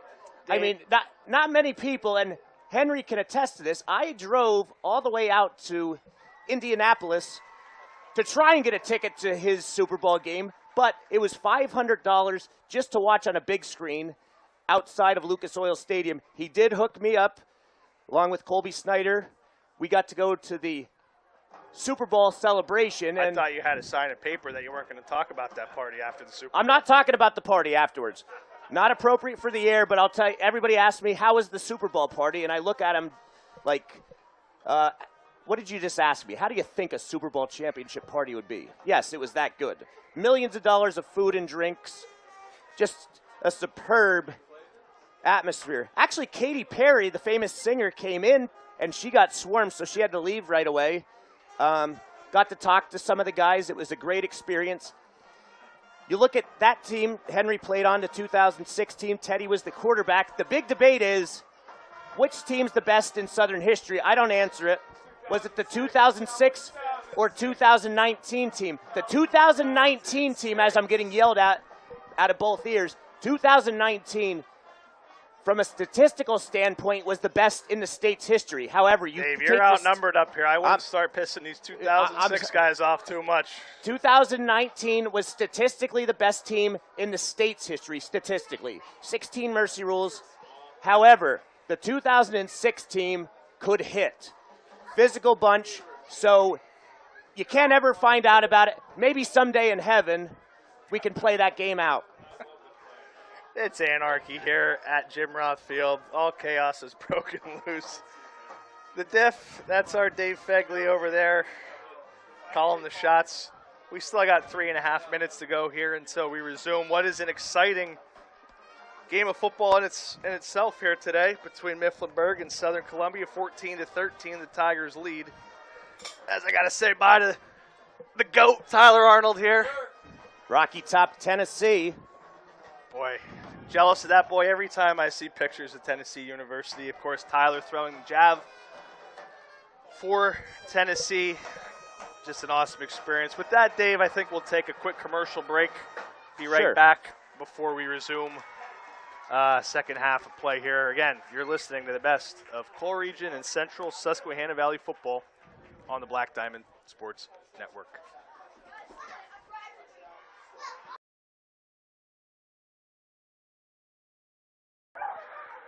Bloom Heating LLC, located at 854 Center Street, Cole Township, is your #1 source for heating oil delivery, off-road diesel fuel, boilers, warm air, and ductless AC. Bloom Heating LLC is family-owned and operated and has been providing quality service since 1995. Owner Brett Bloom and his staff will meet all your heating and cooling needs. They even offer 24-hour emergency service. Call them at 570-644-3780. Bloom Heating LLC on Center Street in Tharptown. Score big. Let Service First Federal Credit Union help you tackle your personal financial goals. Are you looking to build wealth, plan for retirement, consolidate debt, purchase a new car, or maybe even your first home? Their team can help you get ready for the financial game. Schedule a financial checkup today. They will review your financial history and help you create a game plan to get and keep your finances in shape. Visit serviceone.org or call 800-562-6049 and learn more. Service First, they're friends you can bank on. Membership eligibility required. This credit union is federally insured by NCUA and is an equal housing lender. For the best available coverage at the best price, contact Rennell Road Armel, Allstate Insurance Agency, 921 Westminster Drive in Williamsport, your local Allstate Insurance agent, offering financial services and insurance for auto, home, life, and more. Save cash and be better protected for a personalized insurance review. Call Rennell Road Armel, Allstate Insurance Agency at 570-326-6645. Visit them online at rroadarmel@allstate.com Rennell Road Armor, Allstate Insurance Agency. You're in good hands with Allstate. Southern's cheerleaders on the field now, doing their halftime routine, a tradition every home game. Kendra Roth, Jim Roth's wife, is the cheer coach, spends a lot of time with the girls, just as Coach Roth has done for many years with the football players. Casey, I'll tell you what, that Mount Carmel-Danville game, you look at that two ways. Ultimately, it comes down to the PHAC Division II championship, and it also gives one team momentum because likely the 1 seed in AAA District 4 playoffs, too. And the 2 seed probably is going to be the other team. So that's going to provide a home game again for one of those teams and just the overall mental advantage, momentum of winning, regardless how the second half plays out. But the Ironmen leading the Tornadoes leading the Ironmen 13-7. Those two teams have combined 11-1 on the year. I'll tell you what, Dave, as for this one, the records aren't quite as impressive as that game. We got a good ball game on our hands here, 14-13. Southern Columbia leads Mifflinburg.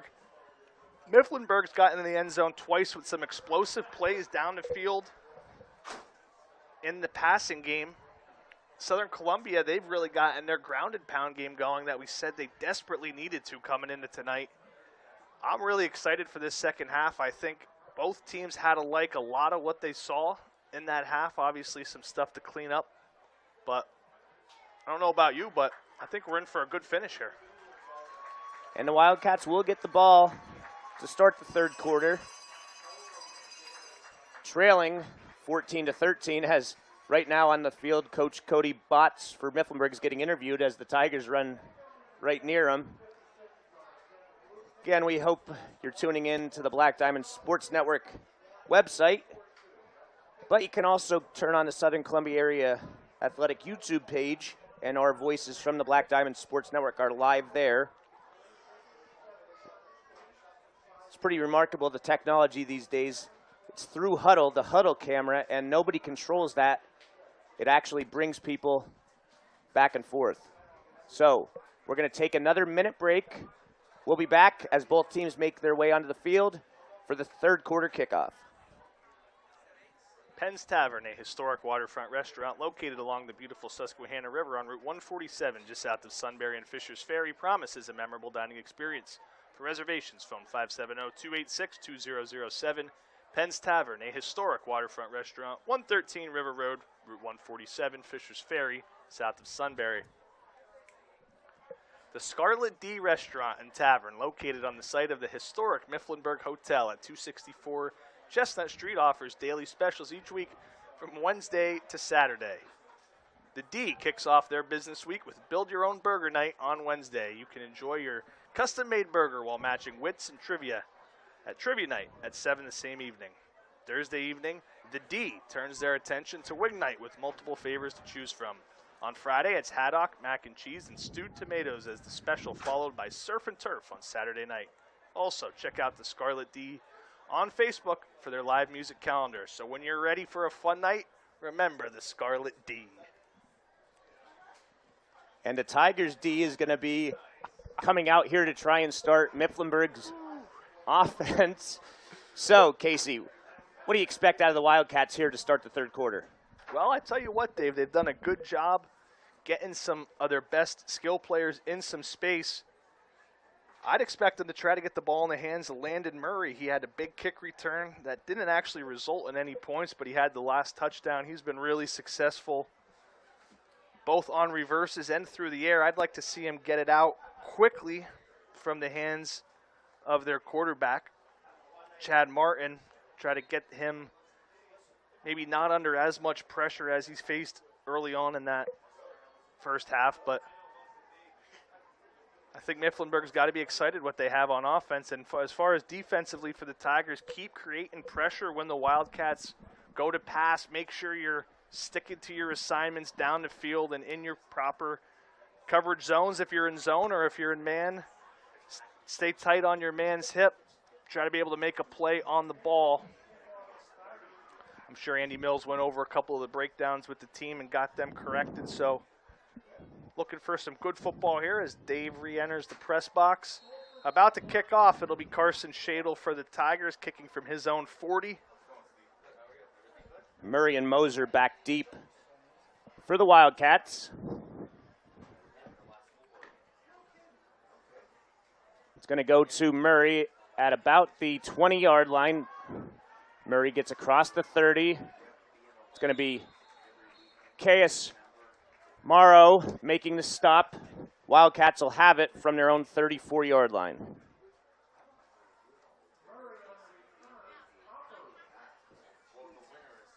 So I don't know, Dave, if I'm Mifflinburg here, I want to get it back into the hands of Murray early on here in this drive. Maybe a run to try to get a couple of yards on first down, but wouldn't be surprised if they maybe tried to take a shot. They're hanging in here with Southern Columbia on Jim Roth Field. I'd expect them early on in this possession, maybe try to take a shot, create another big play, reclaim this lead. Martin in shotgun. He has two receivers to each side as Murray goes in motion. It's going to be a fake handoff to him. Broken tackle as Susan takes it out for a nice gain to start this drive. Picks up 6 on the play. That's only Susan's second carry of the game. They faked the reverse there, the jet sweep, I should say, to Murray, handed off to Susan. Jalen Carter had an arm on him trying to shed the block and make the tackle at the same time. Give credit to the Mifflinburg ball carrier. That's not an easy arm tackle to keep moving on. Picks up 6 and gets Mifflinburg right on schedule. First play goes for 6 yards, so it'll be 2nd and 4.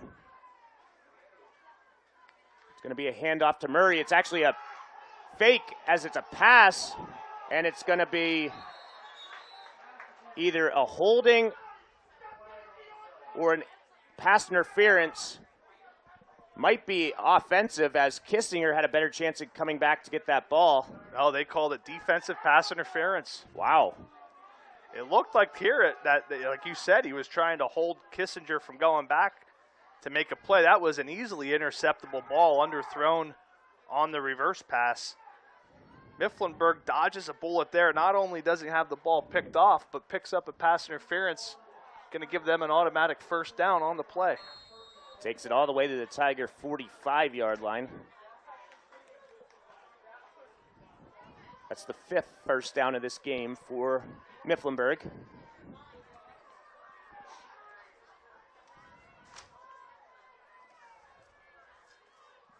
Player runs in motion, so it'll be trips to Mifflinburg's side. And it's going to be a pass that's broken up at the line of scrimmage. Incomplete, bringing up a 2nd and 10. Mifflinburg goes to an RPO, read pass option there.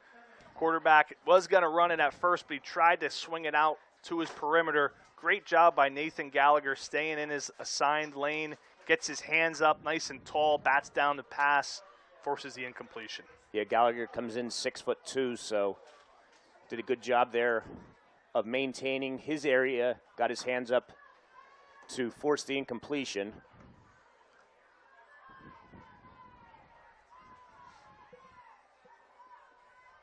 Second and 10. Martin looking, firing. It's going to be a cut for a first down. Takes it all the way to the 27-yard line, so a good connection there. Goes from the 45 to the 27 as Griffith picks up 18. Yeah, it was a really good job by Martin, hanging again in the pocket. Makowski off the right end, had some pressure on him. Listen, this Mifflinburg team, again, they've had a lot of success on these in-breaking routes over the middle. Tigers playing trail coverage. The corners just not able to keep up with the speed of this Mifflinburg wide receiving core. Another big play there for them. It's going to be a fake handoff. It goes to the fullback, Susan. Misdirection as Murray went in motion. Faked the handoff to him, but Tigers didn't break contain there, Casey. Yeah, we're starting to see a lot of this from Mifflinburg. They'll bring Murray in motion, fake the jet sweep to him or give it to him, and then if they don't give it to him, just run that up the middle play with Susan. That time again, at least picking up a couple yards to keep them on schedule. Mifflinburg really executing well here. Abated again by the pass interference penalty on the one play, but other than that, keeping things moving positively.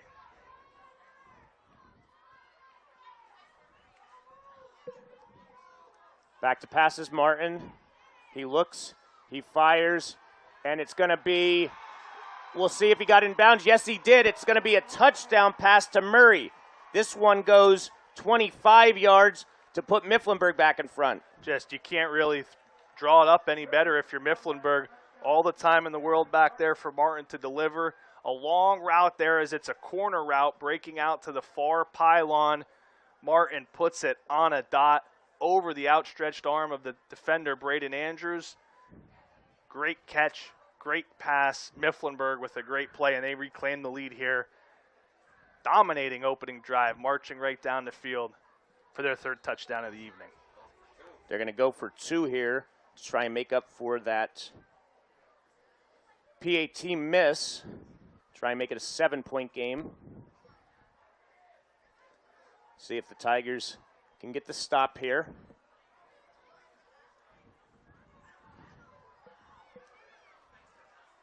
Martin's going to keep it on a design keeper, and I think the Tigers stop him. Yes, they do. So with 9:37 left in the third quarter, Mifflinburg 19, Southern Columbia 14. We'll be back in 30 seconds after this break.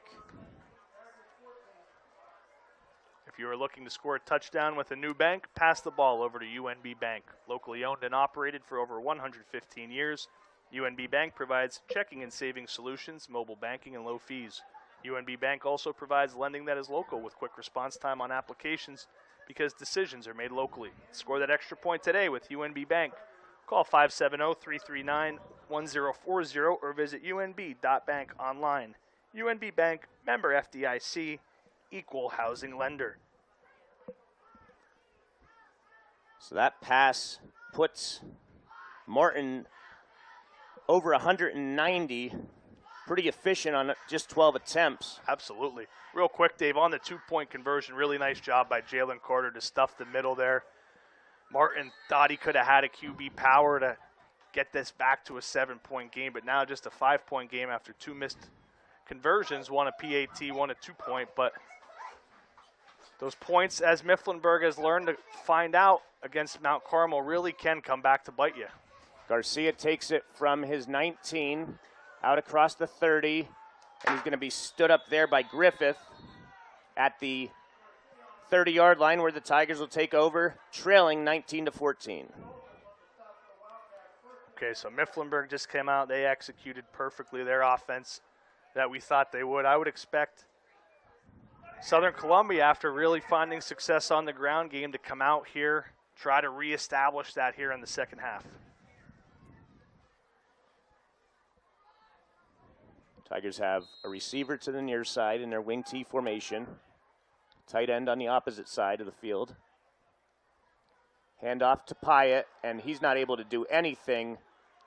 Gets hit immediately by a pair of defenders, Casey. Xavier Kroll, Dave, number 62, looked like he was in the backfield immediately for Mifflinburg. I had him there first on the tackle for loss on that one. 2nd and 11.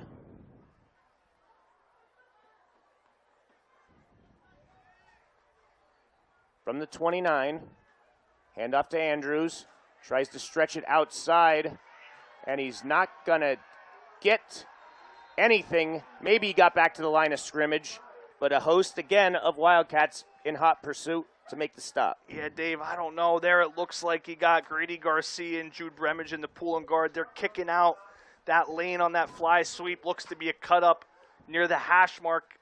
Tough to tell for sure from this angle, but typically that's where you want to see in this wing T offense the Southern Columbia back cut it up.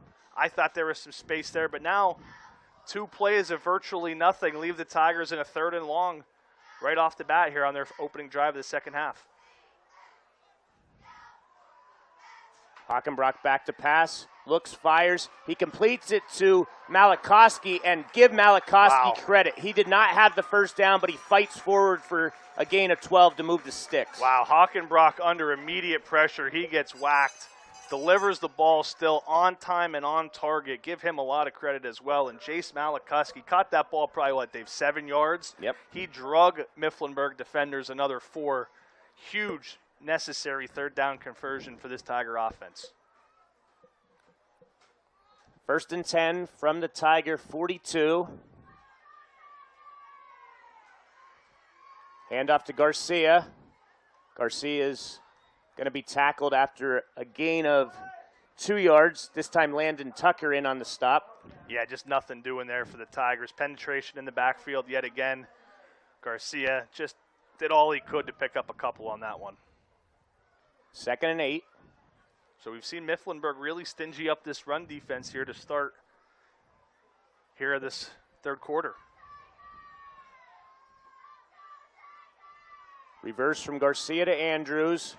He's got some running room. He's cross midfield inside the 40. Still going inside the 30. So a nice piece of running there by Andrews. Really having a lot of success with that inside reverse tonight. Coach Roth goes back to it again there. Andrews again with a great seal from the right side of that line.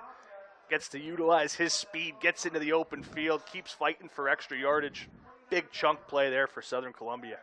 Ball goes to the 29-yard line, so give Andrews 27 on the carry.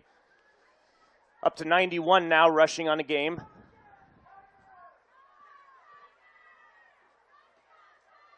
Handoff to Pyatt. Pyatt sputters forward. It looked like he was going to be tripped up initially, but he gets a good gain of 7 on the play. Yeah, lost his balance there, but did a good job. Just keep moving forward. Want to get positive yards on first down, and he does just that. Ball at the 22. 2nd and 3. 6:15 and counting left in this third quarter. Handoff to Garcia. Garcia's going to get the first down. He gets to the 17-yard line. That's a really good job there by Garcia, just taking what was there. Not going to hit an explosive as Mifflinburg was flowing, but the left side of that Southern Columbia line did do a good job creating enough hole for Garcia to put his head down, churn those legs, and pick up a first down. And we're now in the Blaise Alexander red zone. Hockenbrock hands the ball off to Andrews. Andrews breaks a tackle, gets close to another first down. I think he got it, Casey. Yeah, really starting to get it rolling now here. Consecutive plays. You're seeing this Tiger offensive line impose their will a bit. Back starting to see a little bit more daylight in these holes, and they're taking advantage of it, running hard, getting yards after contact. All of a sudden, Southern Columbia is in a 1st and goal situation. 1st and goal from the 6.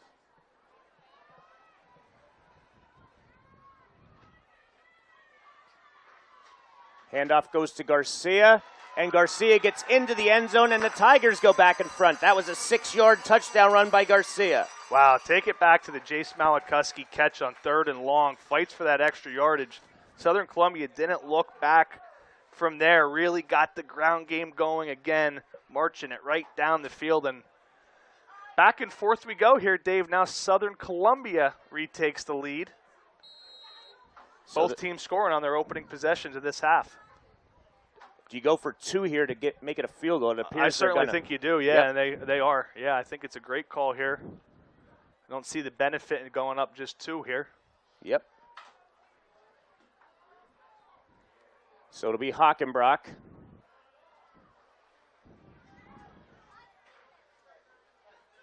And it's a design keeper, I thought, and nothing doing as Murray makes the stop. So 20-19, the Tigers lead with 5:21 to go in the third quarter. We'll be back on the Black Diamond Sports Network in 30 seconds. Rusty Rail Brewing Company is proud to be in Central Pennsylvania's premier destination. Located in Mifflinburg, the Rusty Rail is open 11 a.m. to 9 p.m. 7 days a week. Please stop in and enjoy your favorite adult beverage and quality food in a unique experience. They also have Sunday brunch, trivia night, wing night, and live music during the week. Looking to get married or have a corporate retreat? Rusty Rail has you covered. They offer several large spaces as well as lodging to accommodate large functions and a one-of-a-kind brewery experience. Come check them out, Rusty Rail Brewing Company in Mifflinburg. 5:21 to play in the third quarter. Neither team's held more than a touchdown lead. It's been back and forth. Tigers now up 20-19 after neither team was able to convert their third quarter touchdown, 2-point conversion attempts. Yeah, Dave, it's turning into one of these games as we go now less than halfway to go in the third quarter. Whose defense is going to make the stop? A defense coming up with a big stop, albeit a turnover or forcing a punt, could really set the offense up and be the difference here late in this one. It's going to be Murray getting it at his own 16. Out across the 20. Out across the 30. About 5 Tigers had a chance to tackle him, to pin him deep, but he gets out to about the 35-yard line. Sets his offense up well again. Murray having just an outstanding night for Mifflinburg. After they went through the air on their last drive, a great corner route for a touchdown. I think here, Dave, you just got to keep rolling with it, right? You've had, what are the stats so far on Martin, the efficiency numbers? Right now he is 7 of 12 for 193 yards, 3 touchdowns. You're picking up chunks in an efficient manner. See if this Tiger defense has an adjustment they can make to try to slow it down.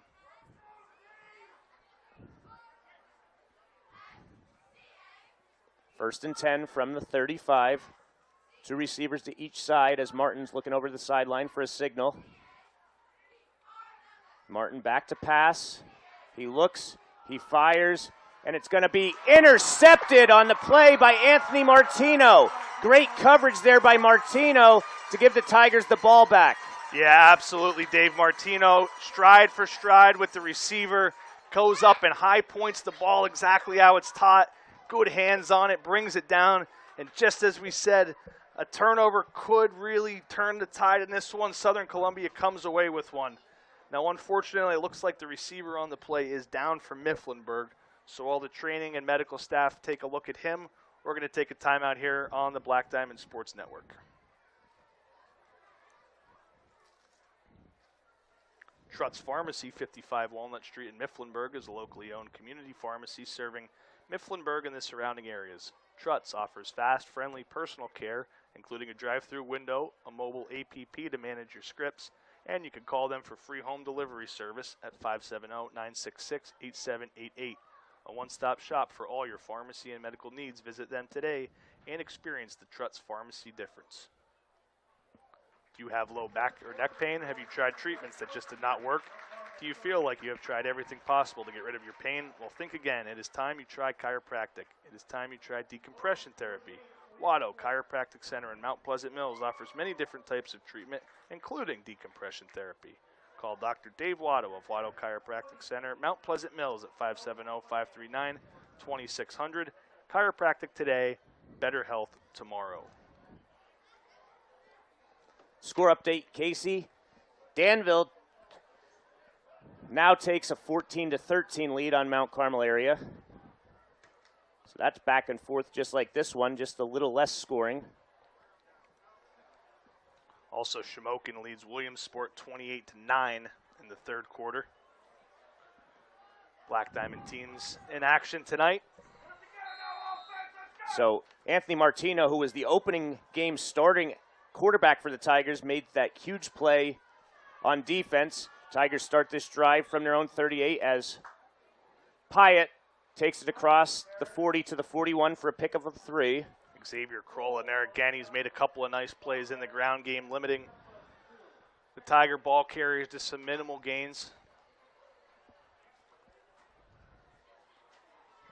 We have 4:40 left in the third quarter. I don't think anyone's going anywhere.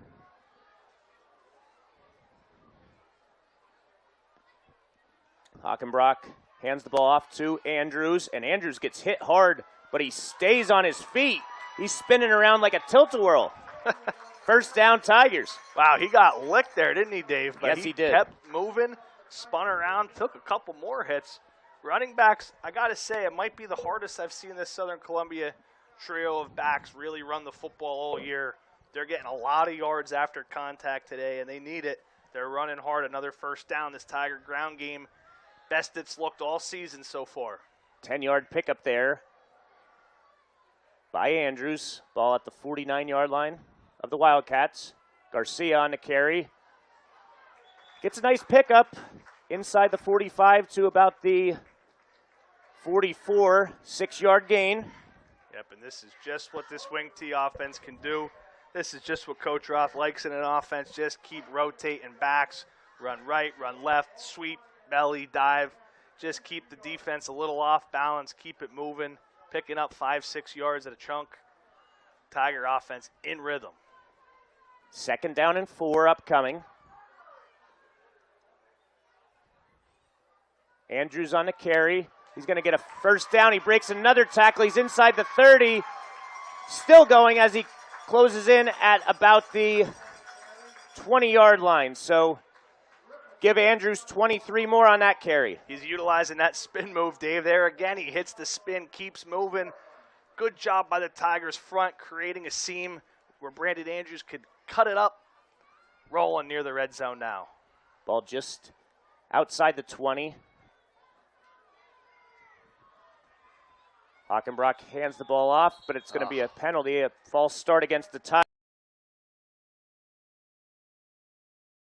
Offenses on the ground game get behind the sticks.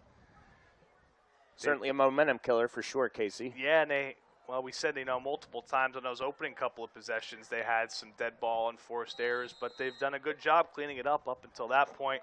See if they could get a chunk back here on first down to get back on schedule. 1st and 15 from the 30. Hand off to Garcia. Nice piece of running there to get the penalty yardage back. He's going to pick up 8 on the play. And Dave, the clear adjustment that Southern Columbia has made, they're just running out of the 2 wing-back sets, bringing these backs in motion and cutting these sweeps up way, way tighter. They're running up inside the B gap instead of taking them outside. They're finding a lot of success up front on these. Hand off to Andrews.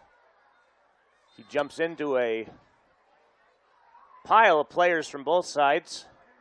Gets inside the 15 to the 14. And there again, just Andrews getting inside, getting into the teeth of this Mifflinburg defense. They just want to get positive yardage. Really good subtle adjustment made here by this Tiger coaching staff and the players.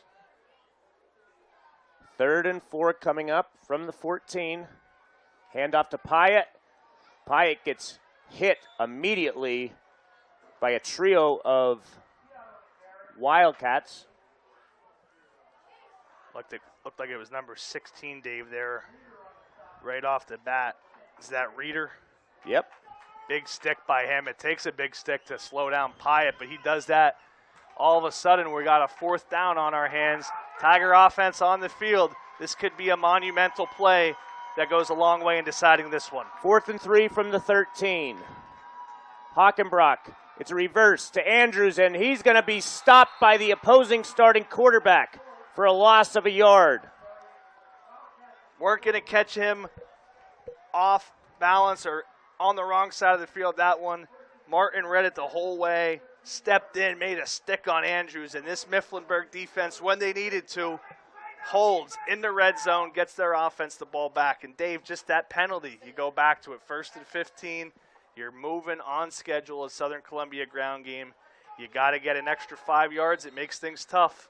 It sounds like it's not a lot, but it really is. Tough break there for the Tigers. Mifflinburg, 1:08 to go here in the 3rd quarter. Gets the ball back, looking to reclaim the lead. They have it from their own 15. It's going to be a handoff. Not much of a gain, if anything, by Susan there. Maybe give him a yard. Tried to string that one out off tackle. Gave Fedorov, the outstanding linebacker for Southern Columbia, and the rest of these Tiger linebackers chance to flow and make a play. Going to be tough to have a lot of success running, I think, off tackle against this team. 2nd down and 9. Could be the final play of the 3rd quarter, as there's 34 seconds and counting remaining.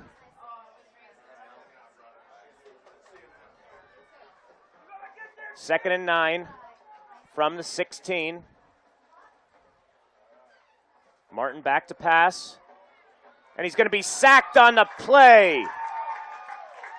Making the stop for the Tigers, Jankowski with a big tackle for loss on that sack. Absolutely. They blitz the inside linebackers. Joey Jankowski breaks through, wraps up Martin.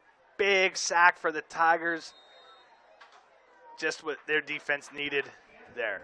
So that's going to be the end of the quarter. Don't go anywhere. Southern Columbia 20, Mifflinburg 19. We'll be back in 1 minute for the final quarter of this ball game. Bing's Auto is a 3rd-generation family-owned and operated auto repair center since 1964. Located on 195 North 3rd Street in Mifflinburg, Bing's Auto provides major and minor mechanical repair, body work, and towing. That, along with their expert mechanics, is what sets Bing's Auto apart from the rest. Purchase your next vehicle from Bing's Auto, the name you already know and trust. Bing's Auto in Mifflinburg, open Monday to Friday from 8 a.m. to 4:30 p.m. Heister House Cabinetry, located in central Pennsylvania, is a manufacturer of custom cabinetry products for every room in your home. Along with kitchens and vanities, they can tailor custom cabinetry components for closets, pantries, laundry rooms, and mudrooms, even home theaters, wine rooms, libraries, gun rooms, and more. Recognizing each project as client-specific, Heister House Cabinetry and in-house design staff can help you create unique cabinetry solutions to fit all your needs, including a wide range of wood species and finishes. Call today to schedule an appointment with one of their sales reps at 800-8326-9873. Heister House Cabinetry, a fine tradition in wood. So it's going to be a 3rd down and long after that Jankowski sack to start the 3rd quarter. Ball spotted at the 8-yard line. Call it 3rd and 17. A lot of time left still for our Chickatano Ace Hardware game-changing moment. Yeah, I'm not sure that's been made yet so far, Dave. Yeah, I don't know. We shall see, though, here soon.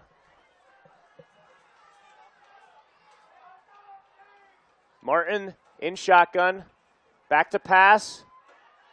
He's going to look, he's going to fire, and it's going to be incomplete. So the Tigers defense does its job, forcing a 3 and out, and now they should get excellent field position, Casey. Yeah, he was looking for Landon Moser on the crosser over the middle. Good job by Brady Arnold, the outside backer, in trail coverage. Not giving an inch there for Southern Columbia. Tigers get their stop, and after we went back and forth to start the first or the second half, now these defenses rising to the occasion, getting some stops of their own. Punter's standing 6 yards deep in his end zone. Gets off a good kick this time. And it's going to be Garcia taking a knee at the 46. He didn't mean to, but certainly cost the Tigers some yardage. Yeah, so after only, a 10-yard net on the last punt, Mifflinburg does what they need there to get it out of their own end zone, at least get it back near midfield. And, Dave, I do believe we have a flag on the play. Going to wait here to see an official ruling. Personal foul against the Tigers. So that's going to back them up even more. Wow, when you're Southern Columbia, you think, okay, we got him pinned deep. We're going to flip or win the field position here.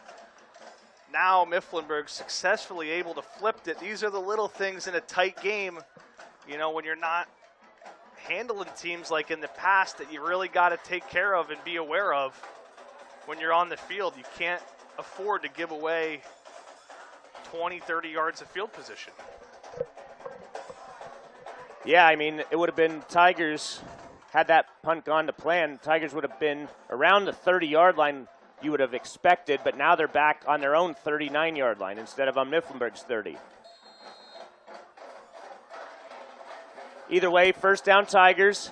Hand off to Andrews. He's going to break a tackle, and he's in a foot race. He's at the 30, the 20, the 10. He's going to be tripped up inside the 5. Ran it to perfection there, Dave, the sweep. He followed his pulling guard and Jude Bremingen out. Bremingen made the block. He kicked it up, put the Jets on, and took it inside the red zone. Nearly a house call there for Andrews, but perfectly executed sweep play by the Tigers. Big chunk run on their first play of this drive. Has them set up inside goal-to-go territory. He was at the 3-yard line. The Tiger fans are not happy. They have it spotted at the 6. That's a 55-yard run, however. I mean, he quite clearly was down at like the 2 or 3, yeah. Dave. It wasn't even really remotely close. I'm not sure how they spotted that unless we drastically missed something here. But nonetheless, goal to go for the Tigers. Handoff to Hopper in there, and Hopper, the reserve, gets into the end zone for a 6-yard touchdown. Full-blown lead play there to Hopper. He makes a great cut, cuts it up the A-gap, and the Tigers, 2 plays, touchdown drive. Just what the doctor ordered there for Southern Columbia now with a chance. I think here, Dave, again, you got to go for 2 to try to make this a 2-possession game. I agree with you there. And they do elect to keep the offense on the field. So another 2-point conversion. Unsuccessful on the quarterback keep to Hockenbrock that last time. See what they have drawn up inside the tight area here on this one. Huge play coming up. Hockenbrock. There it is. Play action, and he throws it. He had a wide open Jace Malakowski, and he overshoots him. So what could have been a 2-score game is now just a 7-point game there. Hockenbrock just threw it too far. So 26-19 is the score. We'll be back in 30 seconds.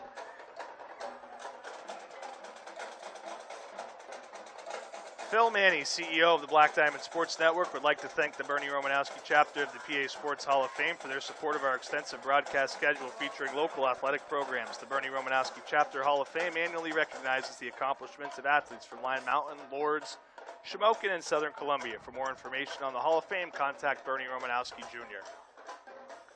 Just to go back to that 2-point conversion, Dave, you fake the sweep to the left side, you roll the quarterback out on a waggle, and you have Malakowski in the flat. Nobody within 5 yards of him. That's just, you got to find a way to get that one completed and make this a 2-score game. Now a touchdown, an extra point. After all that from Mifflinburg could still tie this ball game up. Huge missed opportunity for the Tigers there after an impressive 2-play touchdown scoring drive. Shadle set to kick. It's going to be touched and out of bounds. So Murray was not able to corral it. Goes out of bounds inside the 10. Mifflinburg will start from their own 8-yard line. First and 10, Mifflinburg from their own 8. Yeah, a big mental mistake there. The field position battle here in the second half has been won by the Tigers. It's what has them up by 7, and now pinned back deep again are the Wildcats. Got to try to get something, I think, quick hit in here. Get one of your skill guys that have had so much success today in some space quickly. Get it out of the hands of your quarterback before the pressure could get to him. Trips to the open side of the field. One receiver to the short side. Martin back to pass. He looks. He's going to complete it to Griffith, giving them some room.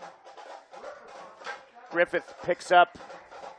We'll see where they spot it, 9 yards, so a good start to this drive. Yeah, just a quick 3-step drop there, quick hitch route from the receiver on the far side. Quick pitch and catch, give yourself some breathing space, get out to make it second and short. Now here on second and short, the whole playbook's open. If you want to take a shot, this would be a great time to do it if you're Mifflinburg. Back to pass is Martin. Martin's looking, trying to find an open receiver, and he's going to be sacked on the play by Dom Fedorov, who was just named the homecoming king a few hours earlier at the pep rally. Great job by Gallagher staying in coverage in the flat, forcing Martin to look back inside. Boy, if you're Martin, you just got to take your loss on that one and throw that out of bounds. Live to see 3rd and 1. Now you're back up to 3rd and 9 after the fast closing. Fedorov hits him for the sack. Big sack from Fedorov. This Tiger defense looking to amp up. I'd expect to see some pressure here, speed up this Mifflinburg offense, try to force another 3 and out. 3rd and 9 after that sack by the senior captain inside linebacker, Fedorov. Ball is at the 8-yard line. Martin back to pass. He's looking, and he's got a receiver, and it's going to be caught for a first down. Completed to a new guy this time, Casey, number 11. Yeah, that's John Parker Moore on the catch there. And again, Dave, every single time it seems like, excluding the one big corner touchdown, Mifflinburg is having success on these in-breaking routes over the middle. Tigers went to a cover 2 deep safeties over the top, elected not to bring any pressure. It let Martin have some time to sit back there, scan the defense, and find a crosser over the middle. Big conversion there for Mifflinburg. Martin back to pass. He looks, and he's going to be sacked on the play, it appears. No, he gets rid of the ball as Jankowski provides the pressure. Heads up play there by Martin. He was able to get rid of it. He had a receiver in the area, so it's not an intentional grounding. It was kind of an underhand toss forward, so that's a great play there by the starting quarterback under heavy pressure. Yeah, it was, because Jankowski into the backfield on the fire, unblocked, was at Martin almost instantaneously. He did all he could to get rid of it and avoid the big sack. 2nd and 10. Tigers leading 26-19 with 8 minutes and 57 seconds remaining in this football game.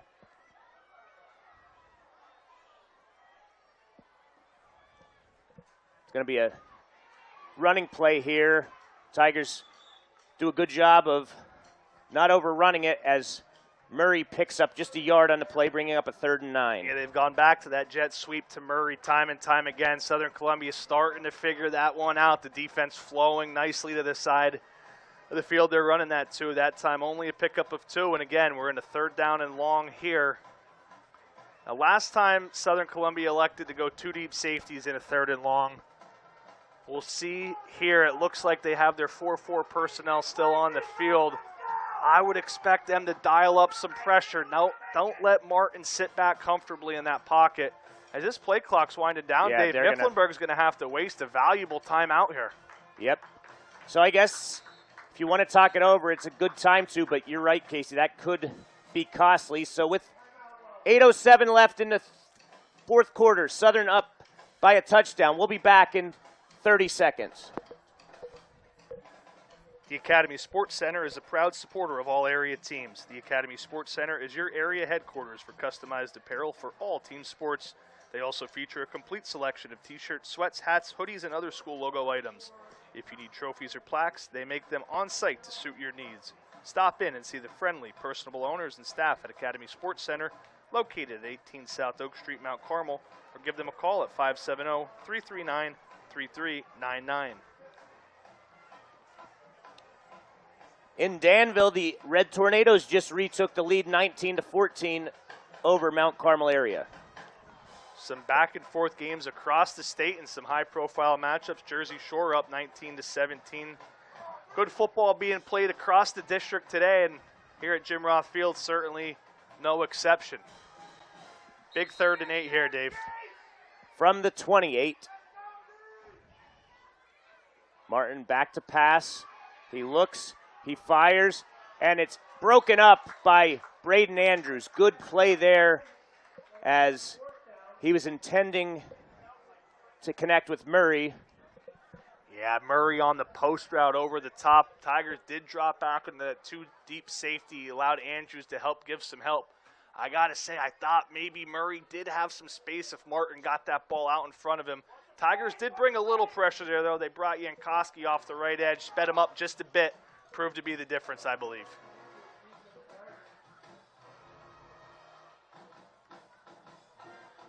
Punts away here. As it's going to bounce in the favor of the Tigers. They're going to down it. Griffith downs it at the Southern 40-yard line.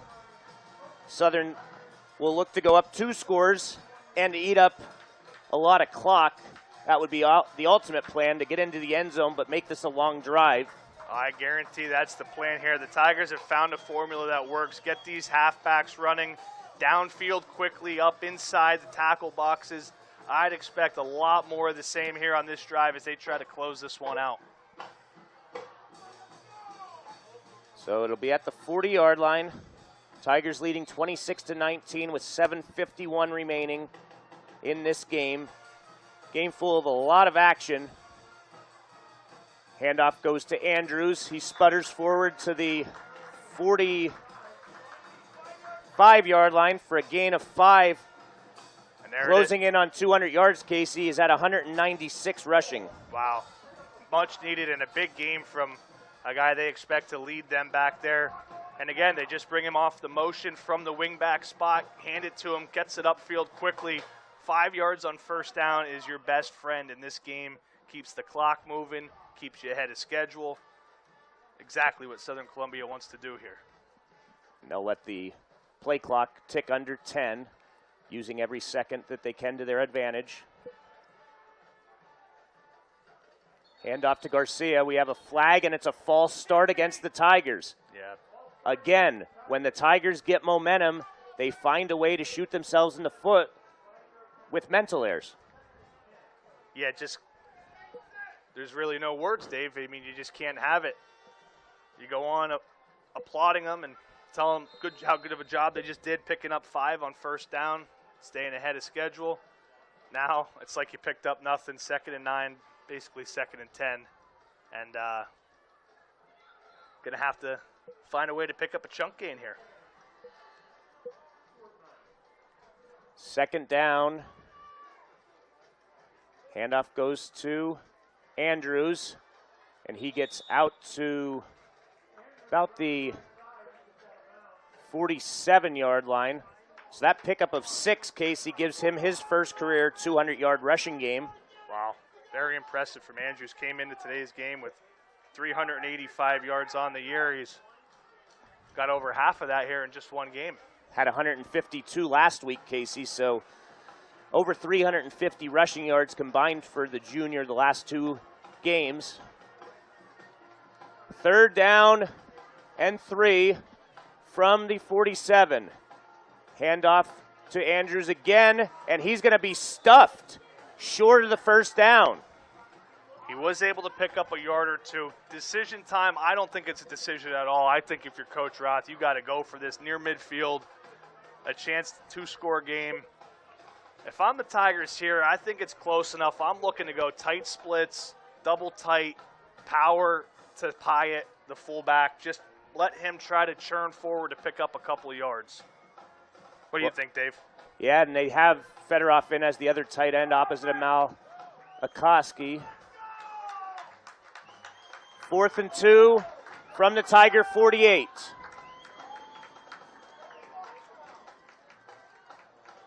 Handoff goes to Andrews. He's going to be short.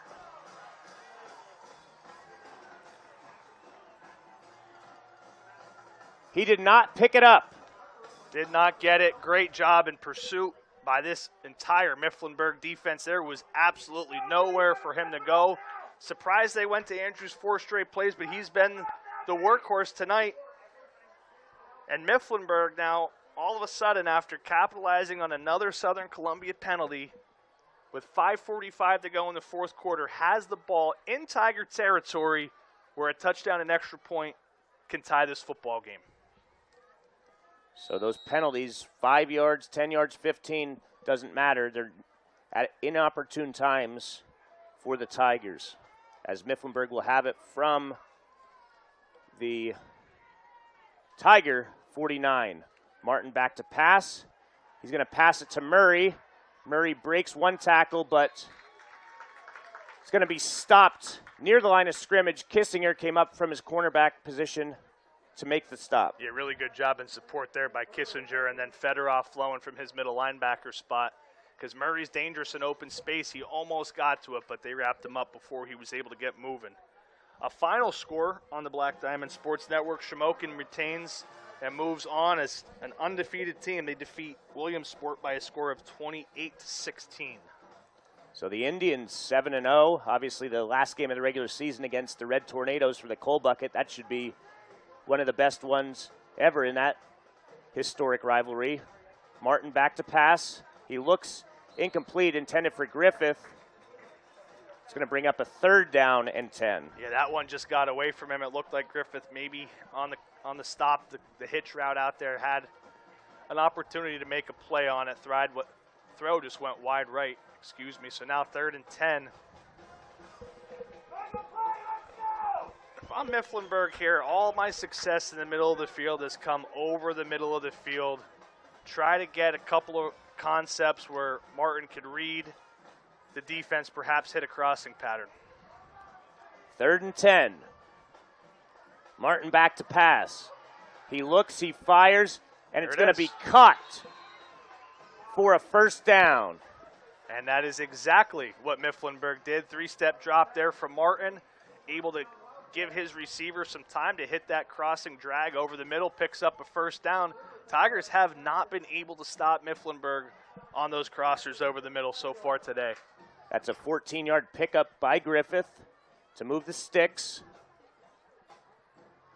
It was a low throw, but only Griffith could make the catch. 1st and 10 from the Tiger 35. Martin in shotgun, trips to the near side. Martin's back. He looks, he fires. It's incomplete. Intended for Griffith again as he was under heavy pressure from Gallagher and Williams. At that time, they decided to dial up the blitz. Gallagher unblocked off the right end, forced Martin to get rid of it early. 4:19 to go here, Dave. It's getting to crunch time.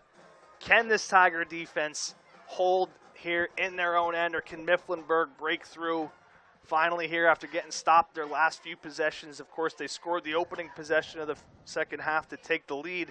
Haven't scored since. Potentially, you got to think if you're Mifflinburg, you got to treat it as if this is going to be your final chance. 2nd and 10 from the 35.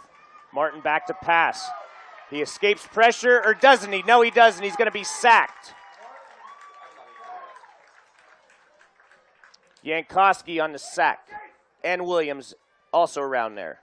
Yeah, Dave, I don't know. Did he throw that and it get batted back into him? I mean, I couldn't actually tell what happened. I couldn't tell there. if he was pump faking or not. Yeah, nonetheless, heavy pressure by this Tiger defensive front. They get into the backfield, force a loss of play. Now 3rd and 15. Clock running under 3 minutes and 45 seconds. I think Mifflinburg here, with only 13 seconds, they might have to take another timeout here, Dave. Yeah, they are. So this basically is... Boy, you got to take the timeout now if you're taking it. Like, why are you letting clock continue to run off? Wow. Yeah, that's interesting. So not the best use of clock there. We're going to keep it here, though. We'll keep it here. So it's a 3rd and 15, eventually coming up from the 40, Casey. They only have, as you mentioned, 1 timeout left with 3 minutes and 28 seconds. Well, if you looked over there, Dave, the quarterback was over at talking to the coach with like 18, 19 seconds left on the play clock. If you know you're going to call a timeout there, you got to call it because you're trailing in this game. You might need, if you don't score here, every second that you have left to try to get a stop. And again, we'll have our Chickatano Ace Hardware game-changing moment coming up, but that moment might not have happened yet. It might not have. 3rd and 15. Again, if I'm Mifflinburg, all the success this half and really the whole game in the middle of the field here has been over the middle. I'd keep somebody, keep a back to add max protection, try to get a crossing pattern over the middle, make these Tigers defenders, which are typically in trail coverage, over the middle, defend and break up a crossing pattern. 3rd and 15 from the 40-yard line of the Tigers. Martin in shotgun.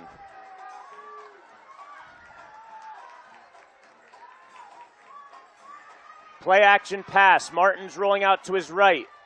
He passes it. It's going to be complete to Murray. Short of the 1st down.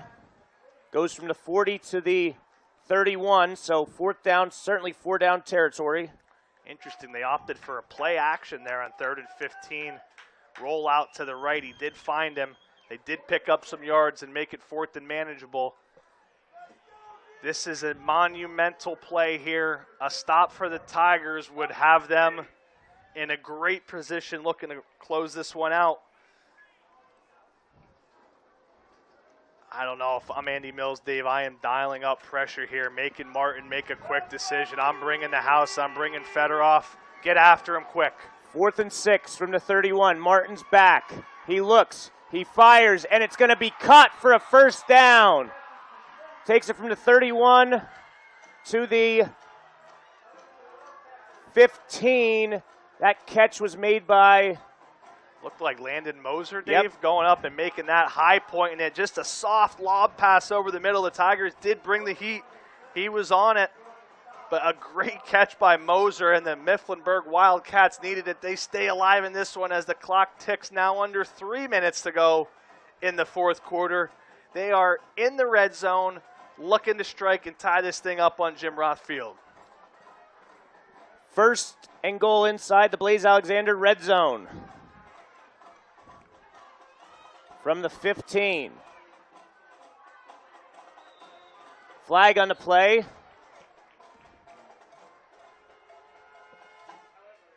Delay game against Mifflinburg. Oof. That is not what you want to have happen inside the red zone. Now you got 1st and 15. 2:39 to go. This red zone potential scoring drive is driven by Blaze Alexander, Chrysler Dodge, Jeep Ram Fiat of Lewisburg, helping you score big on savings. 2:39 to go, clock stop. Tigers leading 26-19. It's a 1st and 15 from the 20. Pass to Murray. It's going to be tackled after a short gain. Actually, Moser, I'm sorry. Gain of just 2 on the play.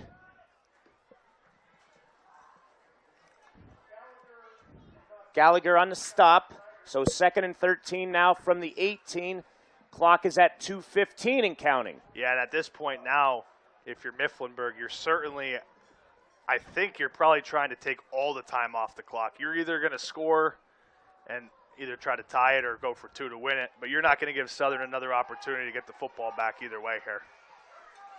2nd and 13 from the Tiger 18. Martin. It's going to be an end around. Running room ahead. Inside the 5 goes Murray, and it's going to be a 1st and goal for Mifflinburg as a Tiger is down injured. They go back to the end around after they haven't gone to it all half, and Murray, he made a ton of plays tonight, got some open space inside the 5-yard line. It's going to be 1st and goal from the 4 with 1:46 to go. When we come back, due to the injured Tiger, we're going to take a quick 30-second break, and we'll be right back. Do you suffer from neck, back, or shoulder pain? Do you experience pain, numbness, or tingling in your arms or legs? Is your lifestyle hampered by headaches? If so, you could be like tens of thousands of other people who have found relief from these and other ailments through chiropractic care. Give Dr. Philip Manny of the Manny Chiropractic Clinic, 44 North Market Street in Shamokin a call at 570-644-2225 to schedule your appointment. Most insurance is accepted. That phone number again is 570-644-BACK, back. 1st and goal from the 4, 140 left and counting. Martin in shotgun.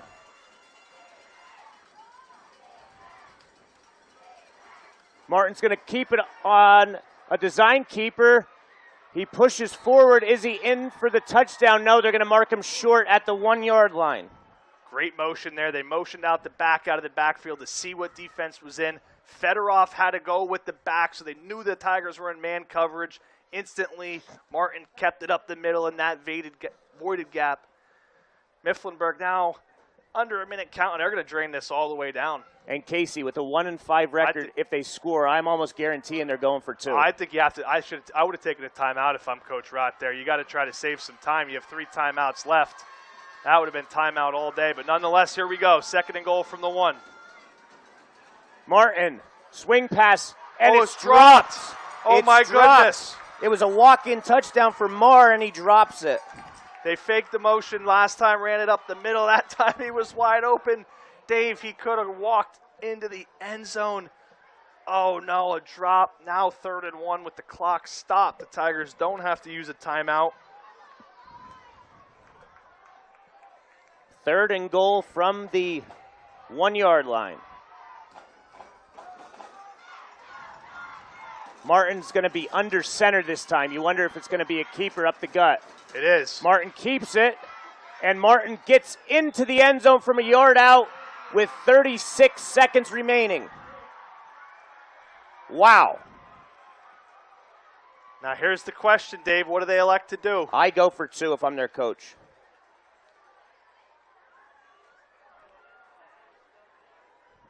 It does appear that the offense is staying on the field for Mifflinburg. 26-25, a 2-point conversion here would put Mifflinburg ahead with just 36.6 seconds to play. They drove the length of the field, or from midfield, I should say. And I think they're going to take a timeout. Now, this is a time where Yeah, you would take a timeout. absolutely. But we'll keep it here. Casey, why don't we read Chicatano Ace Hardware game-changing moment ad, because we're going to, whatever happens on this next play is more than likely going to be the Chicatano Ace Hardware game-changing moment. The Chicatano Ace Hardware game-changing moment is brought to you by Chicatano Ace Hardware. 27 North Oak Street in Mount Carmel. The staff at Chicatano Ace Hardware averages 40 years of experience in the appliance industry. Call 570-339-1453 or stop by and talk appliances with the experienced and knowledgeable staff at Chicatano Ace Hardware, 27 North Oak Street, Mount Carmel, where they service what they sell. Well, the game-changing moment, folks, is the decision to go for 2 here. In a 1-point game, Mifflinburg has just scored a touchdown. It'll either be the game-changing moment that decides it for Southern Columbia if they get a stop, or for Mifflinburg if they get it. It's pretty much that simple. Wouldn't you agree, Dave? Absolutely. Big play coming up here. Tigers leading 26-25 with 36 seconds remaining. They're either going to be up by 1 or Mifflinburg will be up by 1 after this play. Martin's back to pass. He looks, he fires, and it's going to be caught for the 2-point conversion. Murray catches it, and the Wildcats are in front. What a play there from Martin to Murray. I thought there was no way they were going to sneak that in at the far pylon. Morrow was in great coverage, and somehow Murray comes away with it. The Wildcats at 1-5 drive the field, score a touchdown, take a 1-point lead with 36.6 seconds left, on the verge of pulling off a monumental upset here at Tiger Stadium. Tigers have all 3 timeouts, but what a pass. There wasn't much room there. Murray found a way to get both feet, or at least 1 foot in bounds, for the 2-point conversion. Wildcats 27, Tigers 26. And if you're Southern Columbia, like you said, Dave, 3 timeouts, there's only 36 seconds. But with there's those timeouts, there is time to get this ball down the field where you're going to have at least a chance.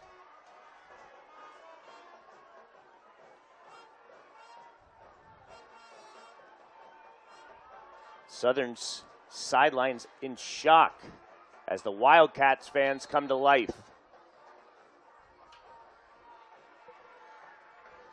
What a game this has been so far. Absolutely. Back and forth every step of the way. It's going to be a squib kick taken at the 31 by Keegan Deal. He's upended at the 37. Not a bad outcome, I don't think, for the Tigers. You only wasted 3 seconds of game clock. Deal gets it to the 37. You have a full arsenal of plays. You can throw it over the middle at any point. You don't have to go only to outbreaking routes to the sideline. We'll see what kind of fight this young Tiger team has here. What feels like they've had one stolen away from them here by the Wildcats. See if they have one last punch left in them. So the ball is at the 38-yard line. And Tigers false start. You know, you could almost go back to the Chicoutimi Ace Hardware game-changing moment and call the number of dead ball, false start, procedure penalties against the Tigers, because every drive that they haven't scored on, it's been a dead ball penalty that has put them behind the chains, not able to pick up a first down. It's just absolutely cataclysmic, Dave. They have to reset the clock. There should be 33.6 seconds remaining, and they do not reset the clock.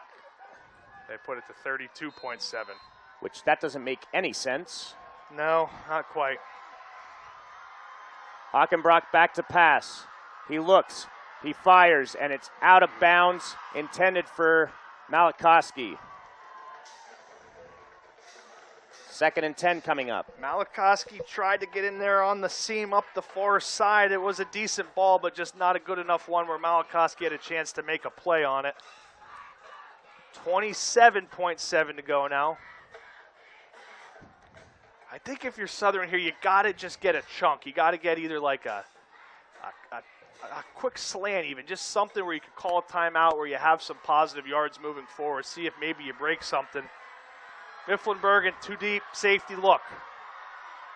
Back to pass is Hockenbrock. He's got him. He's looking for Garcia. Garcia makes the catch, and he gets whacked. Tigers take a timeout.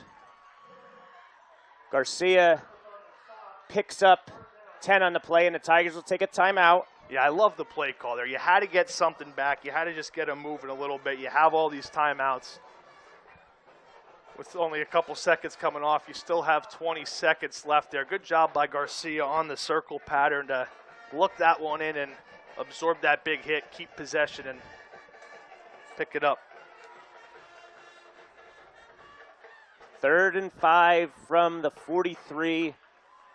Dave, we've seen a couple times today the Tigers have some openings when they run the streak patterns from the wingbacks up the middle. I'd like to see him maybe go back there here, try to pick up a quick 10 or 15 up the middle. You know Mifflinburg is going to be in some soft coverage. 3rd and 5, 20.2 seconds left from the Tiger 43. Hockenbrock back to pass. Looks, fires, and it's intercepted. And that's going to go all the way. It's intercepted and returned for a touchdown for 46 yards by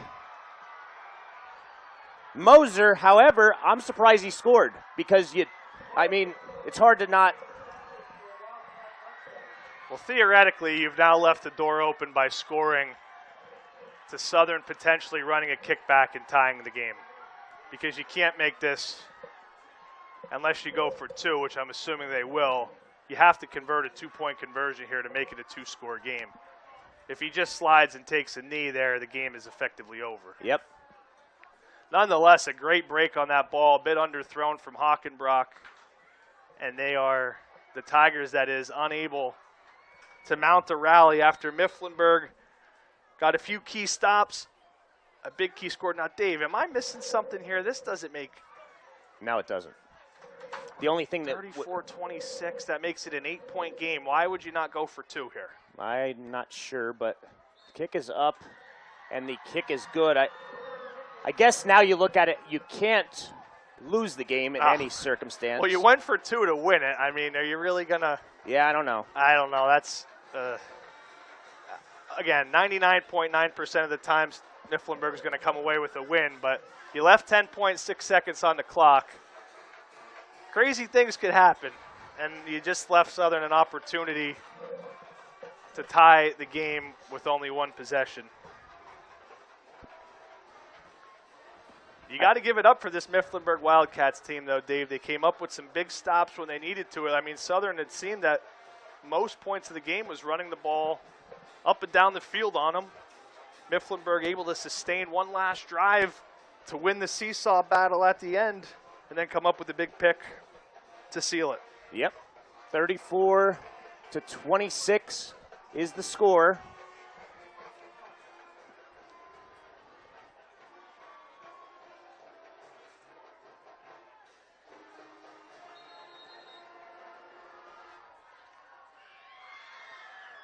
Casey, the GDK development stats, I might have to take this down to try and do my stories. So No problem. comes down to penalties, really, and making the play when they need to. As Garcia's on the return, switches field, and he's going to be tackled inside the 20 at the 19 with 2.6 seconds remaining. Do you have a hook and ladder play here in the playbook? Because you're not going to have a Hail Mary that goes 75 yards, obviously. I don't know.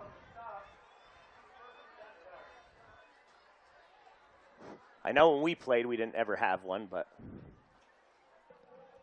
I mean, hey, you got to try to win. You're still playing a game. Yep. You know, you still got to try to win. If I'm Southern here, I'm going to try to get it out quick to Malikoski on the perimeter and then just have a bunch of laterals. Hockenbrock's pass complete to Malikoski. He pitches it back to Pyatt. It's going to be on the ground. Mifflinburg's, nobody's got it yet, but Malikoski gets a 10-yard completion, and that's going to do it. The Mifflinburg crowd and players erupt, and deservedly so. They have come in to Tiger Stadium in Jim Roth Field, home of the most successful football program in the state of Pennsylvania, and beating the Tigers on their home field. An excellent football game by both teams. Mifflinburg wins it in the end. So, Casey, I'm going to let you wrap this up. Wow, what a game for the Wildcats. Congratulations to Mifflinburg. You're taking the stats, Yeah. Dave. Well, you're taking the stats. We have been able to, fortunately, read all of our advertisements for today. So as Dave heads down to the field to do his post-game stories, it's going to let you know next week we'll have the Southern Columbia game. We'll be home again here at Tiger Stadium, Jim Roth Field, as Montoursville comes to town. Montoursville, another very good team, looking to come in and knock off this 3-4 Tiger team. Mifflinburg and Montoursville played a very close game a few weeks ago. Montoursville edged them out by a touchdown. But, yeah, Southern Columbia drops to 3-4 for the first time in nearly 2 decades.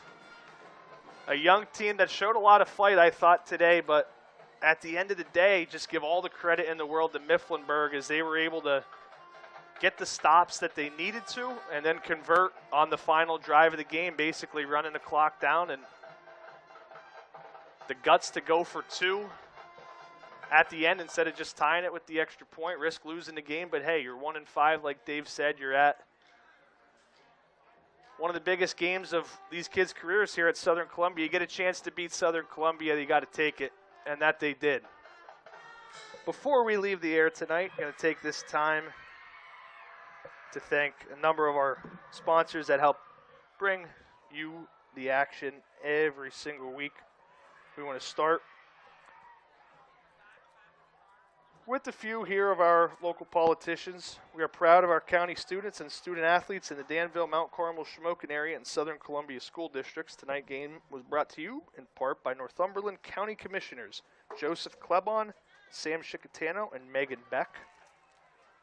During his high school career for the Bloomsburg Panthers, Dave McCormick excelled in the classroom on the gridiron and Resolute. McCormick took the skills he learned to West Point, where he received a commission in the Army on the battlefields during Desert Storm. Dave reflected on great times playing high school football and wrestling at both Bloomsburg High and at the U.S. Military Academy as a relief from the conflict at hand. The Army had a recruiting motto in the 1980s, "Be all that you be." Republican nominee for the United States Senate, Dave McCormick, encourages all area athletes to be all that you be. Columbia County Commissioners Dean Brewer, Randy Karchner, and David Kovach extend their best wishes to all area athletes. Tonight's game was brought to you also in part by State Representative Robert Ledbetter, proudly supporting students in their athletic and academic pursuits across Columbia County. State Senator Linda Schlegel-Culver is proud to help bring tonight's game on the Black Diamond Sports Network.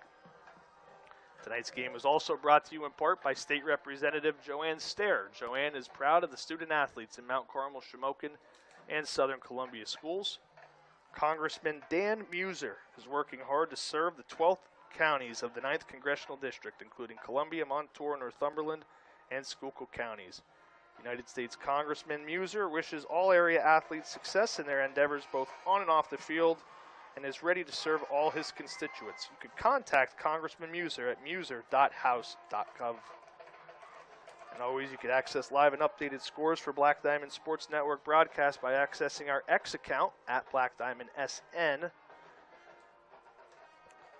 And additional sponsors that help bring us tonight's game include the news item, Classic & Associates, Shimox Furniture, Academy Sports, the Manny Chiropractic Clinic, Sunbury Motors, Penn's Tavern, Rhode Armel Springer Tax and Financial Services, Bloom Heating, Pretty Pedals by Susan, Best Cleaners, UNB Bank, PBS Beverage, State Farm Agent Darla Fozzie, Little Village Primitives, the Kaiser Brothers, Rennie Rhode Armel Insurance, Little Village Primitives, Bernie Romanowski Hall of Fame, the Crossroads Group, Bing's Auto, Blaze Alexander Ford in Lewisburg, Rusty Rail Brewing Company, the Service First Team, Scarlet D Tavern, Schutz Pharmacy, Heister House Cabinetry, Rennie Rhode Armel Insurance, Sealands Grove Ford, Watto Chiropractic, Pavit Inc., Old City Bagel Company, Myers & Lynch, PIAA Officials, the Susquehanna Valley Education Project, Chickatano Ace Hardware, Blaze Alexander Chrysler Dodge Jeep Ram and Ford of Lewisburg, and GDK Development Incorporated.